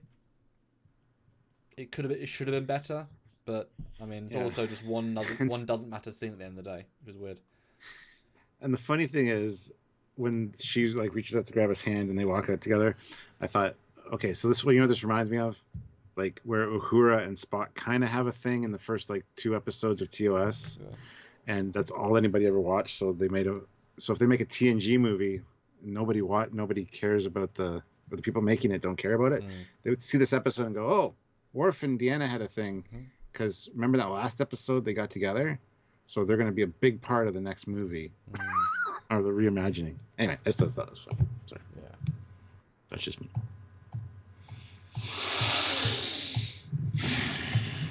Another captain's log. Acting captain's log. Acting captains. You were an acting captain on Saturday. Yes. You helped me. Well, you did really good. Thank you. Anyway. So yeah, Data is assumed command of the Enterprise. And yeah, then we moved down to sick bay. Barrett joined the channel, the Record Commander. So thank you, Barrett. Very much appreciated. Those commander briefings will be really busy, which is great. Thank you. Yeah. Speaking of, we need to do a all members only stream at some point for all you great people that are now members of the channel. that really do help us go. Like, without you guys, we would not go. So, makes a big difference. But Troy here figures out that he's been having the same dreams, the same phrases, and she figures it out. It's a message. Well, yes, that they're trying to communicate. It's consistent. It's similar. It's a thing. It's not just because he's in a coma. It's the reason. It's a thing. Yeah. UE8472 puts in $5. Thank you. Worf being dramatic is never out of place. Yeah, fair point. Fair point. Then they go up to the ready room and tell the acting captain and the captain about the different frequencies, and that's why people can't sleep, because they've been trying to project this message, but it's nullifying everybody's REM except for Deanna's. Which is actually a nice little, like, oops a daisy, we're killing you by trying to help you. Yes. Oops. Or get help from you, yes. Yeah. Very Star Trek-y sort of simple plot, you know? Yeah. So they're trying to figure out whether they're asking for something they need or telling the... Oh, really? Okay. Is that the next scene? Yeah, you're right. No, well, we're still in this scene. So we got to come up with a simple message. That there could be another ship on the other side of the fissure that they just can't connect or detect. And then, is there a way to block the signal? And I love how Data's like, there's no technology to block telepathic transmissions, Doctor. Although later in an episode, I'm sure there is. Yeah, that's quite a big statement. I was like, is there not? Was. Okay. You go, gotta remember this line, because I'm sure it's going to come up. Yeah, like next week. Yeah. Yeah. Although I do think, while I like this twist a lot, I think is a little bit reaching by them. They haven't got enough evidence really for this, and they jump a couple of steps further in the conclusion. Lucky it all worked out, but you know what I mean. It's a little bit extreme, but I mean they are all going to die, so yeah. Well, they think it will work both ways. We can send a message to them. And, well, Troy can, anyway. So they go through all the elements, and I love how Data's like, these are all things we can use for a huge explosion, so you've got to find a way to tell them this. And she's like, no, Data, no. It's got to be simple. I ain't you, babe. I ain't you. Yeah. And then they find the hydrogen atom, which is ironic, because hydrogen is the most abundant substance in the universe. But that's what they need. It's like, wow. Nice. But it's a good little scene, and yeah, because Data's like, oh, I can finally deal with a mostly sane person for a few minutes. Excellent. So yeah, that's the message she's going to have to tell them. Except, are they asking for it or are they needing it? Exactly. So it's a really good comment. I didn't even consider that until they said it. But it's like, yeah, if you're gonna put then Data makes the point. If they're sending you that message, I would assume that they want it. Yep. They're asking for it. It's a beacon of this, rather than we have this. It's like, great, good for you. How does that help me? Yeah. Fleet Pass Swiftback, $5. Hey. On Worf, he stated in Klingon, "I have failed Alexander." Ooh, thank you. Ooh. There you go. And you have. That's actually good. That's good. I wish they would have kind of let us know that in the episode. But Barbay's mentioning the bloody son again. It's like, don't ignore him. Oh, I have failed Alexander and Jeremy Astor. That's two. And my brother Kern. And my goddamn. And my future housemate and Law Martok, who I don't know yet. Anywho. That's funny.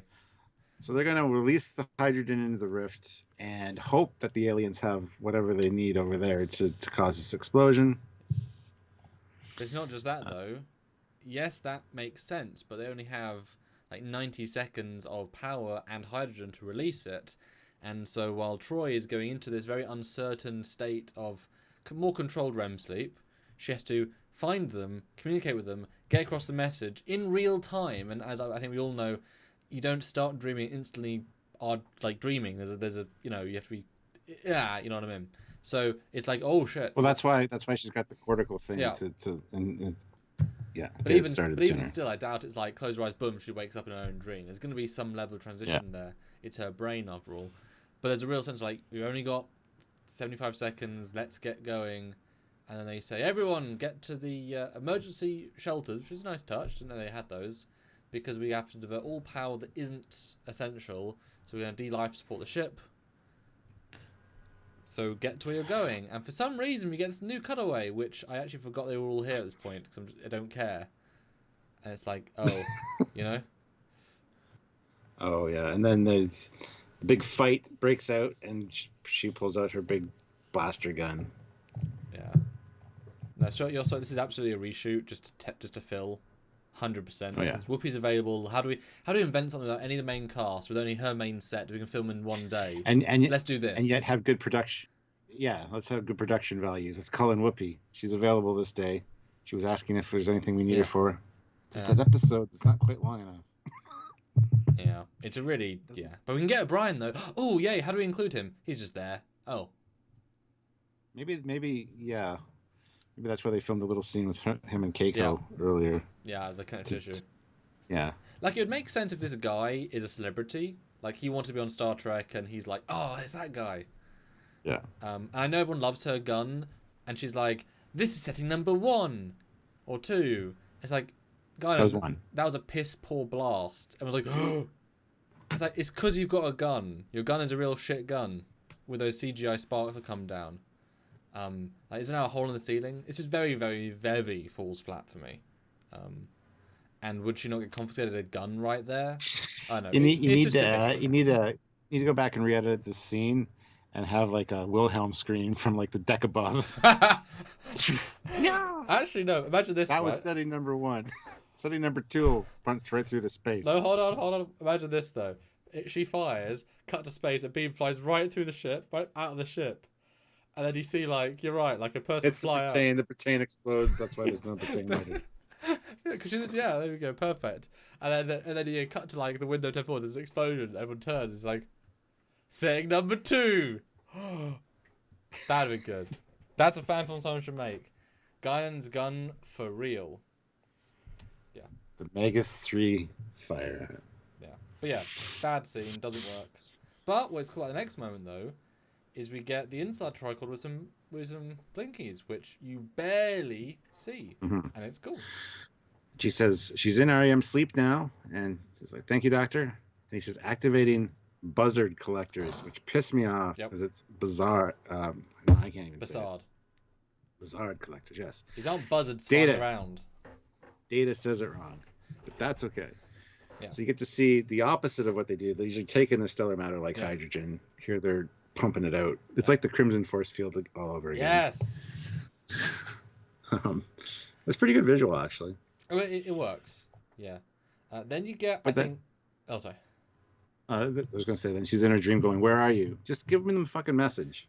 They're talking to you. You can hear them. Stop asking, "Where are you?" Just give them the message. This is a writer who doesn't always. This is a writer who has nowhere else to go, padding a scene that's meant to be tension filled by just having her be stupid. Yeah. Like, they're talking to you. You can shout the information first. They'll probably hear you. Yeah, it feels really not great. And then they see the being, and then there's music, and then it stops. And it's obviously got a humanoid shape, so yeah. Or it's saying it got the message. But I love Area 51 super chat, $5. Eyes in the dark, one moon, circles. I can totally see down your shirt. Gosh, it's true. Yeah, but it's definitely it's not the climactic end they hoped for, and the fact that they said she must have failed, there would have been an explosion. It's like, well, obviously, like something about it doesn't work properly. I love that shot from the back of the Enterprise where they pan down and the streams are going, and it ends. That's a nice shot. So, Then the explosion happens. The lights flicker back on, and Picard's like, "Activate impulse engines. Let's fly straight into it. not find a way out of here and get us out." You know, even a line like that would have been better. Forwards data through the anomaly. Yes. What?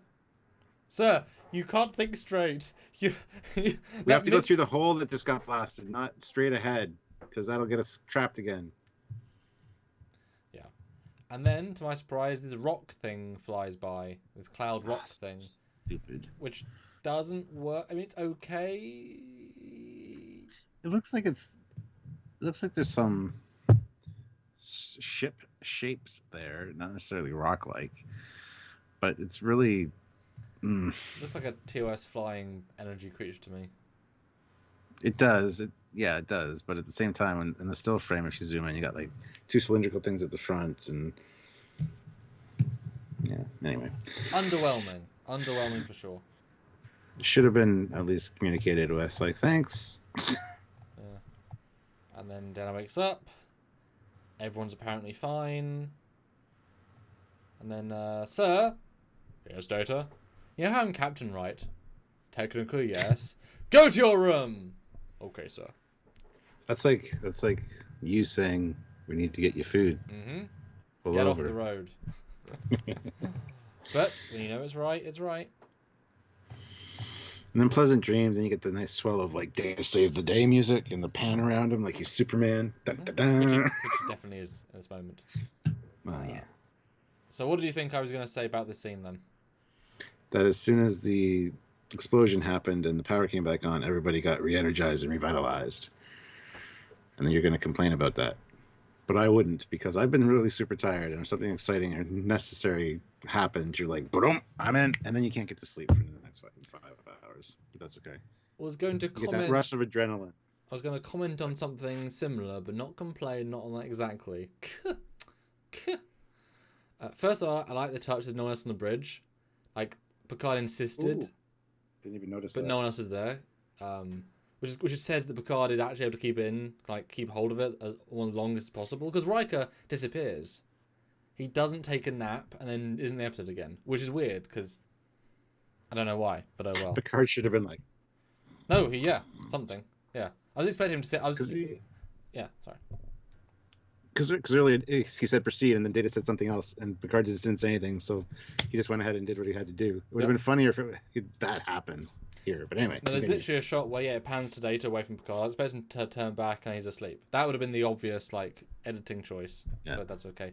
So my problem here is you're somewhat right, is that the anomaly is naturally caused everyone to lose the ability to really rest, which means the entire 1,000 people, except Troy and Data, and maybe Guinan, are ineffective right now. Almost to the point of unable, and clearly with the bridge, to the point of unable to do anything. So what happens next? Not all 1,000 people can sleep at the same time. And if they are, they're going to sleep for a long time. So do they still keep some people on shift to try and run the ship? Because then they are going to be potentially dead at the end of that, or really, they're not going to be effective at all, but you still need more than one person to run the ship. At least you should, theoretically. There's data literally saying every 1,000 person go to sleep right now, which is kind of, I think, how it's implied, but it's like there's people asleep right now, and there's all, it's a weird, like, everyone needs to recover from this right now because everyone is really in a really bad state. Yeah, I had the same thought about the shifts, and I think, again, Vulcans need less sleep, or they can meditate, or Calmarine. There's got to be different alien practices that are similar to that. Yeah. Guinan seemed pretty fine. So you have a skeleton crew working for the first, 6 hours. Let people get 6 hours of sleep or something. But my thought was, get your ship away from this area. But don't go to warp because that's dangerous. Park it and just nothing around. Just have everybody sleep for a good 8 hours. But they want to get... I understand you got to get to Starbase 220, whatever, which was where they were going with the Britane, but the Britane's now not a thing. Well, not because they forgot about it. Yeah, it ain't gone. They just forgot about it. But I mean, yes, you get to the starbase, you can take some shore leave and get some time to rest. But still, you got to get there. Mm-hmm. So that shit can happen between here and there. So yeah, I thought the same thing about the shift rotations, how that would work out. And do you really want no crew while at warp?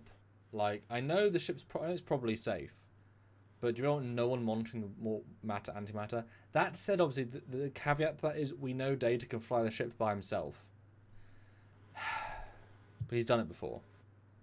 So obviously, if you actually just wanted to say, yes, he's fine, then fine. But it feels odd to me. I wish, go back to Guinan, that she had walked on the bridge and been like, she's like, Guinan? Moments Data, like, you and me, the only people that wake up to fly this ship.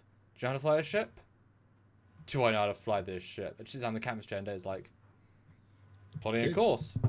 Boom. There you go. She would have been a welcome addition to the final scene here on the bridge. Yep. Even if she was sitting at helm. Exactly. Yep. Helping out in some capacity for those last few scenes, I think would have been great. Yeah, I agree with that. I never even thought about that. Because then I would actually buy, honestly, that Guy and Data together are enough to get the ship far enough. You know? Yeah. And even to be fair, I think she can like crack her knuckles and say, "It's been a while." Yep. You know. Yeah. One of those. I mean, this is a small thing, obviously, and the episode didn't end abruptly like other ones do. But there is definitely a disconnect between the concept of the episode and the execution of the episode. I wish there hadn't been. Like I said, if they'd established like all Vulcans are fine, there's only 6 Vulcans. Okay, you can't run the ship with 6 people, etc., etc. But then, like I said, Data kind of can because he's stolen it before. Yeah. So, yeah. But it's not a bad ending. It just could have been better and more thought out. That wasn't the point, obviously. And Luke Celeste, $10. They park on the side of the road for 2 days. Yeah, exactly. Why not? Well, I can imagine, like, if you haven't slept for 3.5 days, you need more than 1 day worth of sleep. Like, these guys aren't going to be okay for a while. That level of deep non-rest, they'll need more than 1 sleep. Now, when you started out the whole diatribe, I knew you were going to say diatribe. Damn it! How did I know that? I don't know. Anyway, when you started that, you said the anomaly was what was causing them not to sleep, and that's not true. It was the aliens that were stuck, that were asking for help, that was keeping them from sleeping, and the crew of the Britain. The Britain was there for 29 days. The Enterprise was there for a good 10 days at least. Yeah, they said 10. So 39 days of at least of the alien being stuck on the other side. I want to see that side of things. I want to see them, trying to get it. Hey, stupid people over there. How are we going to... We've been talking to this guy. Yep. And he just doesn't get it. How far can we shout this message? Because they're not sleep deprivating, because they're the one causing it. Yes. They're just stuck. Yep. Yeah. Yep. Yeah. Anyway, well, so that's it. Yeah. So guys, now help us out. I would love to see. Let's round up the numbers. $36 and 14 likes. That would be good. That'd be really good for both of us. Those aren't particularly high expectations. If you get 100 people, 14 likes, $36, please do. And now is your time of the show when we want to tell you our final scores, final review, and you all give us your final scores, both out of TNG Season 4, if you can remember that much, and out of all of TNG. So Stuart, what is your final thoughts, and have they changed after this review? Because obviously we've gone into more depth than we've ever have with anybody before. Any thoughts? This is one of those episodes that every time I watch it, I think, it's a pretty good episode. But then, like I said, it falls away, and it becomes... Okay, Night Terrors. That's the one with the abduction, right? Then you get it's the one with the one moon circles. You're like, okay, they need the hydrogen, but it feels like Deanna Troy's tortured the whole episode. She really isn't, like, at all. No, and but that's what I think when I think of this episode. So it doesn't hold up for some reason. It's just forgettable. At least the main aspects of it are. Other than that, it's a good ensemble piece for what it is, and I think there is a bit of filler in there. I do like the fact that Guinan's in it and she doesn't appear tired like everybody else, but I wish it would have been expanded on and have her join Picard and Data to help out at the end. I think that would have been great, actually, and maybe like one Vulcan at the back too, like just so you get the idea that not everybody's totally compromised from this. Would have made it a little bit better. Other than that, though, the Worf thing seems a little odd to me. I really wish that wouldn't have been in here. Not really necessary. And it's weird because there's so many scenes of what you could pick anything to replace it. They're not filler, but they're chosen character moments that don't mean as much. You could sort them out with anything else. So why have the Worf thing? Why have more than one Worf thing? There's time you could have used for other things. They just chose to put whatever they did in, and they didn't necessarily quite work in the same way. This is a weird one too because enjoyment factor, as I said, is important. And this one, whenever it's on, I'm like, I never remember what happens or how it exactly plays out. So I always watch it, but then it doesn't stick with me. So I don't know what that means exactly. Because I enjoy, if this is on, I'll watch it because it's interesting the way that it plays out. You know. Um, Well, it definitely holds you, even though it never really yes. has a strong pace, because it throws you little curveballs constantly. Yeah. And if it is Trekyards, like that first 5 minutes of the miniatures and the bridge, boy, I was paying attention. Yeah. Exactly. Yeah, and the Britain, I assume is in a different episode for some reason, and I never know. It's all these weird guest ships that show up. You know, it's like you remember the names, but you don't remember necessarily what episode they're in or what was going on. That's why they make good trivia questions. Yes, yes. Um, But I do want to though caveat before you give a final score. Part of doing these live and with you all is that it's the unfiltered what you actually thought. So I would rather you not say, well, in 6 weeks, once I've forgotten it, I'll probably give it this score. Because what do you think the quality of the episode is now, when you know about it, when you remember it? So just that's why we do these. I'm just saying that's why it's fun, because after the fact you don't remember it, be thinking, I gave it that, oh, I must really like it. So it's actually more important for these reviews. Yeah. So for season 4 of TNG, I'm going to give this a. Honestly, I would probably give it a 7.5 out of 10. Ooh. It's not bad. It's not. They got another ship in it. There's a lot of cool goodness there. Another bridge, as you said. That Miranda looks great. Yeah, and the MSD of the Miranda. Oh, double just that MSD as well. alone is just it's amazing. For all of Star Trek.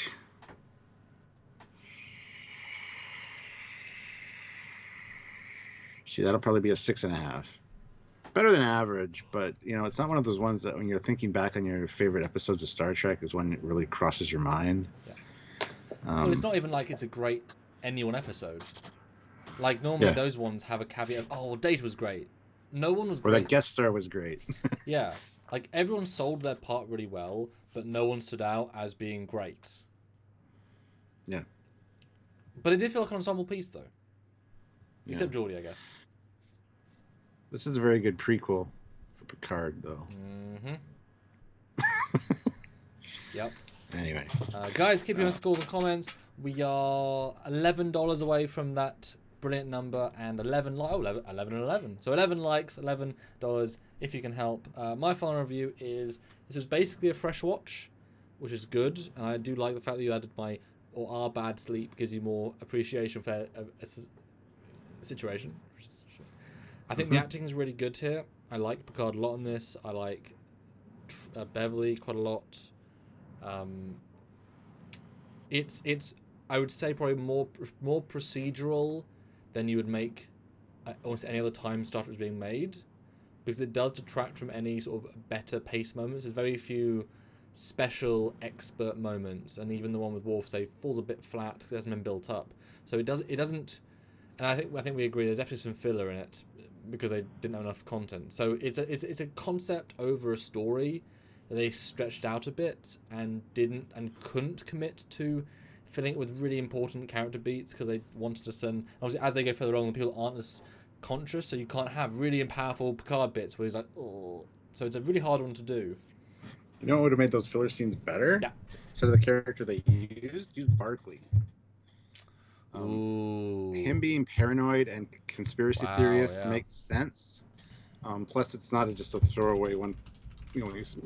Maybe hear his name again, but I don't think we ever see the character again. No, look, we didn't. I could have we did, but we didn't. Yeah, I think Barclay and the Guinan would have been fine, and actually better. I can see Barclay freaking out and starting to fight. So, anyway.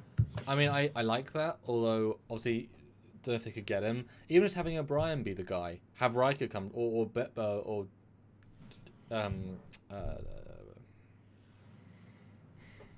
Geordi. Thank you, Geordi talked to O'Brien. Like that would have been enough to make him the primary in those weird scenes. Because the thing is, if it's right at the end of the episode, anybody's forgivable for being absurd. It's the end of the episode. But I went to the Memory Alpha just for the interest's sake. Teleplay writer Jerry Taylor noted, this was a really tough episode. It was convoluted. It was a little mysterious, technical, quasi-supernatural. It was all over the map. And there were a lot of different episodes to try and make cohesive. I rewrote and I rewrote. I never thought we were ever going to put that one to bed. It was strange. Which makes sense.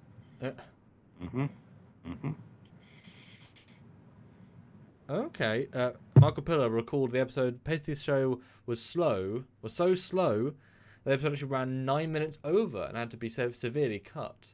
According to the call sheet, there were scenes planned to be cut which were filmed on the engineering set in front of Troy's office, in sickbay, and on the main bridge. So the opposite. They didn't have filler. They just wrote weird stuff. Was a victim of chopping something up, though. We see it with modern movies all the time. It's too long, so you got to cut scenes out. At least it didn't have 15 directors, so. Jonathan Frakes remarked, that was a yawner, wasn't it? That was a shitty piece of special effect work when Troy was flying in those clouds around her. That was below our standard. Anyway, so my score. I think I'll be a little bit less strong than you because I've got the scores in front of me for the season, so I'm a bit more biased with I know our sort of average grade. I think for all of TNG, this is above average just a little bit. Because it's a strong medium. Like, it doesn't do anything amazing, doesn't do anything badly, and it's a decent Star Trekian story, but it doesn't do anything great. So I'm going to give it a solid just 5 out of 10 for TNG. It is thoroughly average. For this season, I'm probably going to give it a 5.5. I think it's so different that it awards a little bit more, but it's not a strong one for this season. Again, Future Imperfect, Data's Day, etc., etc. It's not a strong one this season, but it's definitely in the average category. And I really don't know what you guys think, but I did not enjoy it. But that's always the problem with that's the problem with this. If it's so average, right? If this was season 1, it'd be an 8. Season 2, a 7 for me. But because this season's strong and TNG is overall strong, the numbers skew. Even if it's better, like I enjoyed it probably a 7.5. But that's not what I'm reviewing, Gotcha. So it's a weird metric there, but it has to be to keep consistent with every other score. Guys, $7 more, 8 more likes. Come on, guys. Okay, Stuart, Super Chat scores. All right, here we go, guys. Ready? You're ready. Tenchi 2K7, $5. 6 out of 10 for this one. It's okay. Also, Guinan could have got in a spacesuit and used her big gun on the Rift max setting. Hey, there you go. Maybe setting 15 of that thing could have punched a hole through this rift. Hole through reality, Stuart. Reality. Because Q gave her that gun and said, if you use this, it'll punch a hole in reality. And she was like, sweet. Please tell me your name is Reality. Olivia Julius, $5. A fancy vocabulary does not mean you're scary. It means you have a thesaurus. Filippo Giorgio. You got it right. You got the space there. Sweet. Good job. I was going to make the joke. Do another super chat where everything's wrong. Okay, Olivia, do one more 5, but make every single word spelt wrong. Not like capitals, but like have every single word, but make it still readable. So every word is wrongly spelt, but readable. Just type it all out with no vowels. That's how you do that. Fleet Paw Swiftback, $2. 6 out of 10 for both. Not terrible. Slightly memorable. Yeah. And Warned or Technical Solutions, £2. I got to the end of Alive. Awake. That's because you guys started an hour early. You already rolled your clocks back. So yeah. We do that this upcoming weekend. Halloween night, actually. So we get like an extra hour of Halloween night. Dun, dun, dun. So we get to be the same 1 hour closer for 1 week is what you're saying? Yes. Nice. Storm Terror. Boom. Great name. There we go. $10. Thank you for all you guys do. Really appreciate you both. Well, thank you. We appreciate that. And we appreciate you guys as well. That's a cool picture of not you. It's a little graphic of your face. No, thank you about that. That is a very generous. We really appreciate that. Yeah. But the free one, though, 6 more likes. 106 people. So if you have not clicked like, please do to get us to 150 before we end. But Stuart, I had fun. I tired fun, I'll be honest, but fun nonetheless. I'm tired, yeah. But it Tonight fit might this be one of week. those nights I go to bed at 9 o'clock and wake up at 10 o'clock tomorrow and get like too much sleep. Yeah. Uh, Yeah. Yeah. And if then we would have known we were reviewing this one, I actually would have stayed up. I just wouldn't have gone to bed. I would have been like, screw it, I'm going to do the sleep drive. Why not? and then we'll find we review things better when no sleep. All the genius comes out, yeah, or goes in. And then tomorrow's Tuesday. It is. Tuesday, so that'll be some sort of discovery topic. Wednesday will be the prediction, which will be interesting. Yes. Thursday, Stuart's first reaction. And Friday, we're all back again with Discovery Lives. And do tune in. We've got one more edited review of we've got one more edited video of Discovery coming out tomorrow. Do tune in for that. And of course, look at all the previous ones. And we're on a show. If you want to pimp out, we're on a show. I'm just going to get to that, so shut up. Just kidding. Friday, we have our live review, as you guys know, of episode 3, plus Mandalorian starts on Friday. So I'll be watching that on Friday. And then as of Monday, that'll be Mandalorian Mondays again, where we review the new Mandalorian episode on Monday. Wow, Monday. Friday. So Saturday, we got our regular release. Sunday, we are going to be on Trek Central. They're live discussing episode 3 of Discovery. The reason they asked us on was because we're supposed to get the introduction to the Federation fleet, and we're the ship guys, so they wanted to have us on to talk about that. So if you guys follow Trek Central, check them out on Sunday, because Trekyards will be there. So yeah, which is great. And that's it. What 9 p.m. GMT. But yes. I can't speak if the time zone will swap by that day. It will, because it'll be the night before. So it should be. Okay. So when we started this live, if that's what it is. Because it's like 2 a.m. that it happens. 2 a.m. on the 31st, which is technically the 1st of November, which is when it happens. So we'll be fine by then. But yeah, we're guest starring. That'll be fun. I hope you guys watched the quiz that we were on Saturday. That was a lot of fun. Go check out the links. A question of Trek. There you go. On Continuum Trek. Lots of people Trek in the name. And yeah, Mandalorian, gosh, that is... So now, we thought this was the busy season. Now we're going to get to the busy season, is what you're saying. Yep, even busier season. We did it before, and it works out because we reviewed it on Monday, so it's Mandalorian Monday. It gives us a weekend to watch it. It's not like there's a rush or anything. It just takes my Monday out of the equation to do anything else. Oh. I've got to film and edit the review and do the live. Not that we do any side videos, so it's not the same thing, but... adds an extra sort of 4 hours out of the day. Okay. But cool. I mean, hey, I'm excited. I might try and rewatch episode 10 of last season then, which is why I didn't like that much, because it was a letdown, but... Although Darksaber, that's a whole thing. Oh, yeah. I would say do a predictions video, but it could go anywhere. Like, no one could predict season 1, so there's no point trying to predict season 2. No. It's not that sort of show, guys. It does what it does, and you accept it or don't watch it. Yeah, and if we get new ships in Mandalorian, and let's say that week on Discovery, there's no talk about it, we'll do a review of this Mandalorian ship.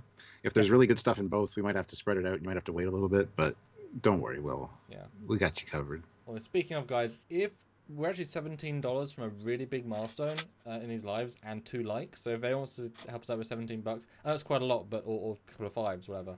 But yeah, I mean, I'm always keen to talk about Star Wars ships if they're new. Although since it takes place in a certain era, they don't necessarily design too much new stuff. Although I think this season they're going to be more out of the box. So that being said, you see the Razor Crest being chased by like 2 X-wings. I love that. I love that they're using the old ships too, though. Well, that's the thing about Star Wars. It peaked at the start. Like, Star Wars never got better than what it was at the start. You know, its designs never got better. I mean, there's very few designs, I think. Maybe Slave One is a standout. I don't know, for me anyway. But there's very few like top tier designs that aren't just the originals. Don't forget the Ebon Hawk and the Outrider. There's some good stuff there for sure. Yeah. Trying to think they're from the other movies. I don't know. The Imperial Shuttle's cool. That wasn't in the first movie. No, I meant the first 3. I meant like because they were the same. Gotcha. They were there within 10 years. I mean everything after. Because most of the designs came in the second one, which then was in the third one. But I know what you mean. But I was including both of those. Fleet Pass Swiftback $5. I'll pay for 150. Yes. We have to hit it now. Challenge has Come on. been issued. Do it. One more like. One person out there hasn't hit like yet. Please hit like. Really appreciate that. Squadron Course $2. The last super chat is mine. Mine. I say. Well, I only said it twice, but Well, yeah, whenever I hear mine, I just see the seagull from Finding Nemo. Mine. One more like is ours too, though. You must. Oh. Warrender Technical Solutions, £2. no. No, mine. Are we fighting for these $11? Is this a war? A war of I attrition? just can't believe we're not getting one like. That's true. We had $4 and not one like, yeah. But how excited are you for Mandalorian, Stuart? If you can express it. If I can express it. I'm excited for The Mandalorian because it was a really fun ride for season 1, and I'm just hoping that they don't drop the ball for season 2. A lot of times they'll fizzle out a little bit, and I hope they don't try to do anything too extravagant, like we're bringing Ahsoka back, we're doing this, we're doing that.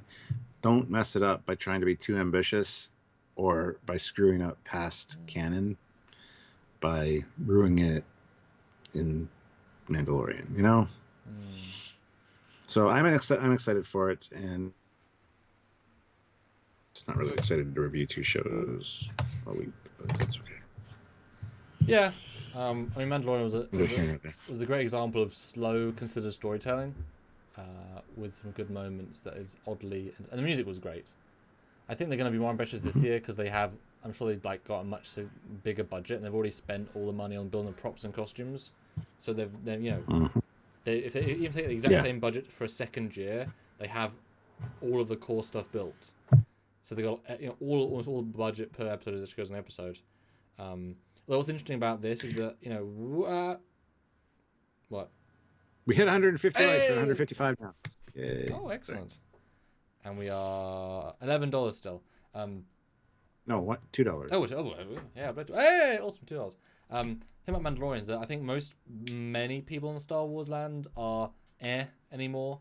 The 3 sequels kind of, I mean, certainly the interest is down drastically, and the hype train is not really a thing. I mean, if you ask people what you're more excited for, an episode 10 or Mandalorian, I think 8 out of 10 would say Mandalorian. Obviously, you have no context for the episode 10, but you know what I mean. Like, just one's proven itself, the 3 have failed them, the audience. But they can actively now retcon parts of the sequel trilogy. Because they've now got a show that's in the past. And if they're not making a new canon in that timeline, they can now retcon things. Like, they can introduce all this bullshit if they want to. They can have Luke in it, etc. Which I think I called out they might have Luke this year. Or one of the Legacies, etc. Okay. So, Storm Terror puts in $5 with Live Long and Prosper. Thank you very much. You too as well. Thank you. Appreciate it. Fleet Pass Swiftback, $2. Mine. But I don't take last, so. And Warrender Technical Solutions, £2. This is a strange competition. I was just chattering. And Olivia Julius puts in $5. A fancy vocabulary does not mean you're scary. It means you have a thesaurus, Philippa Giorgio, and it's all spelled correctly, except there's no space, again, between the hyphen and the P. He wanted you to spell every word wrong. But still be readable. But still be readable. And please put a space after your hyphen. I know you fixed it on the last one, but this one, it's like you copy and pasted that. So Olivia is the last Super Chat winning so far. Well done, everybody. We will see you tomorrow. Thanks so much, everyone.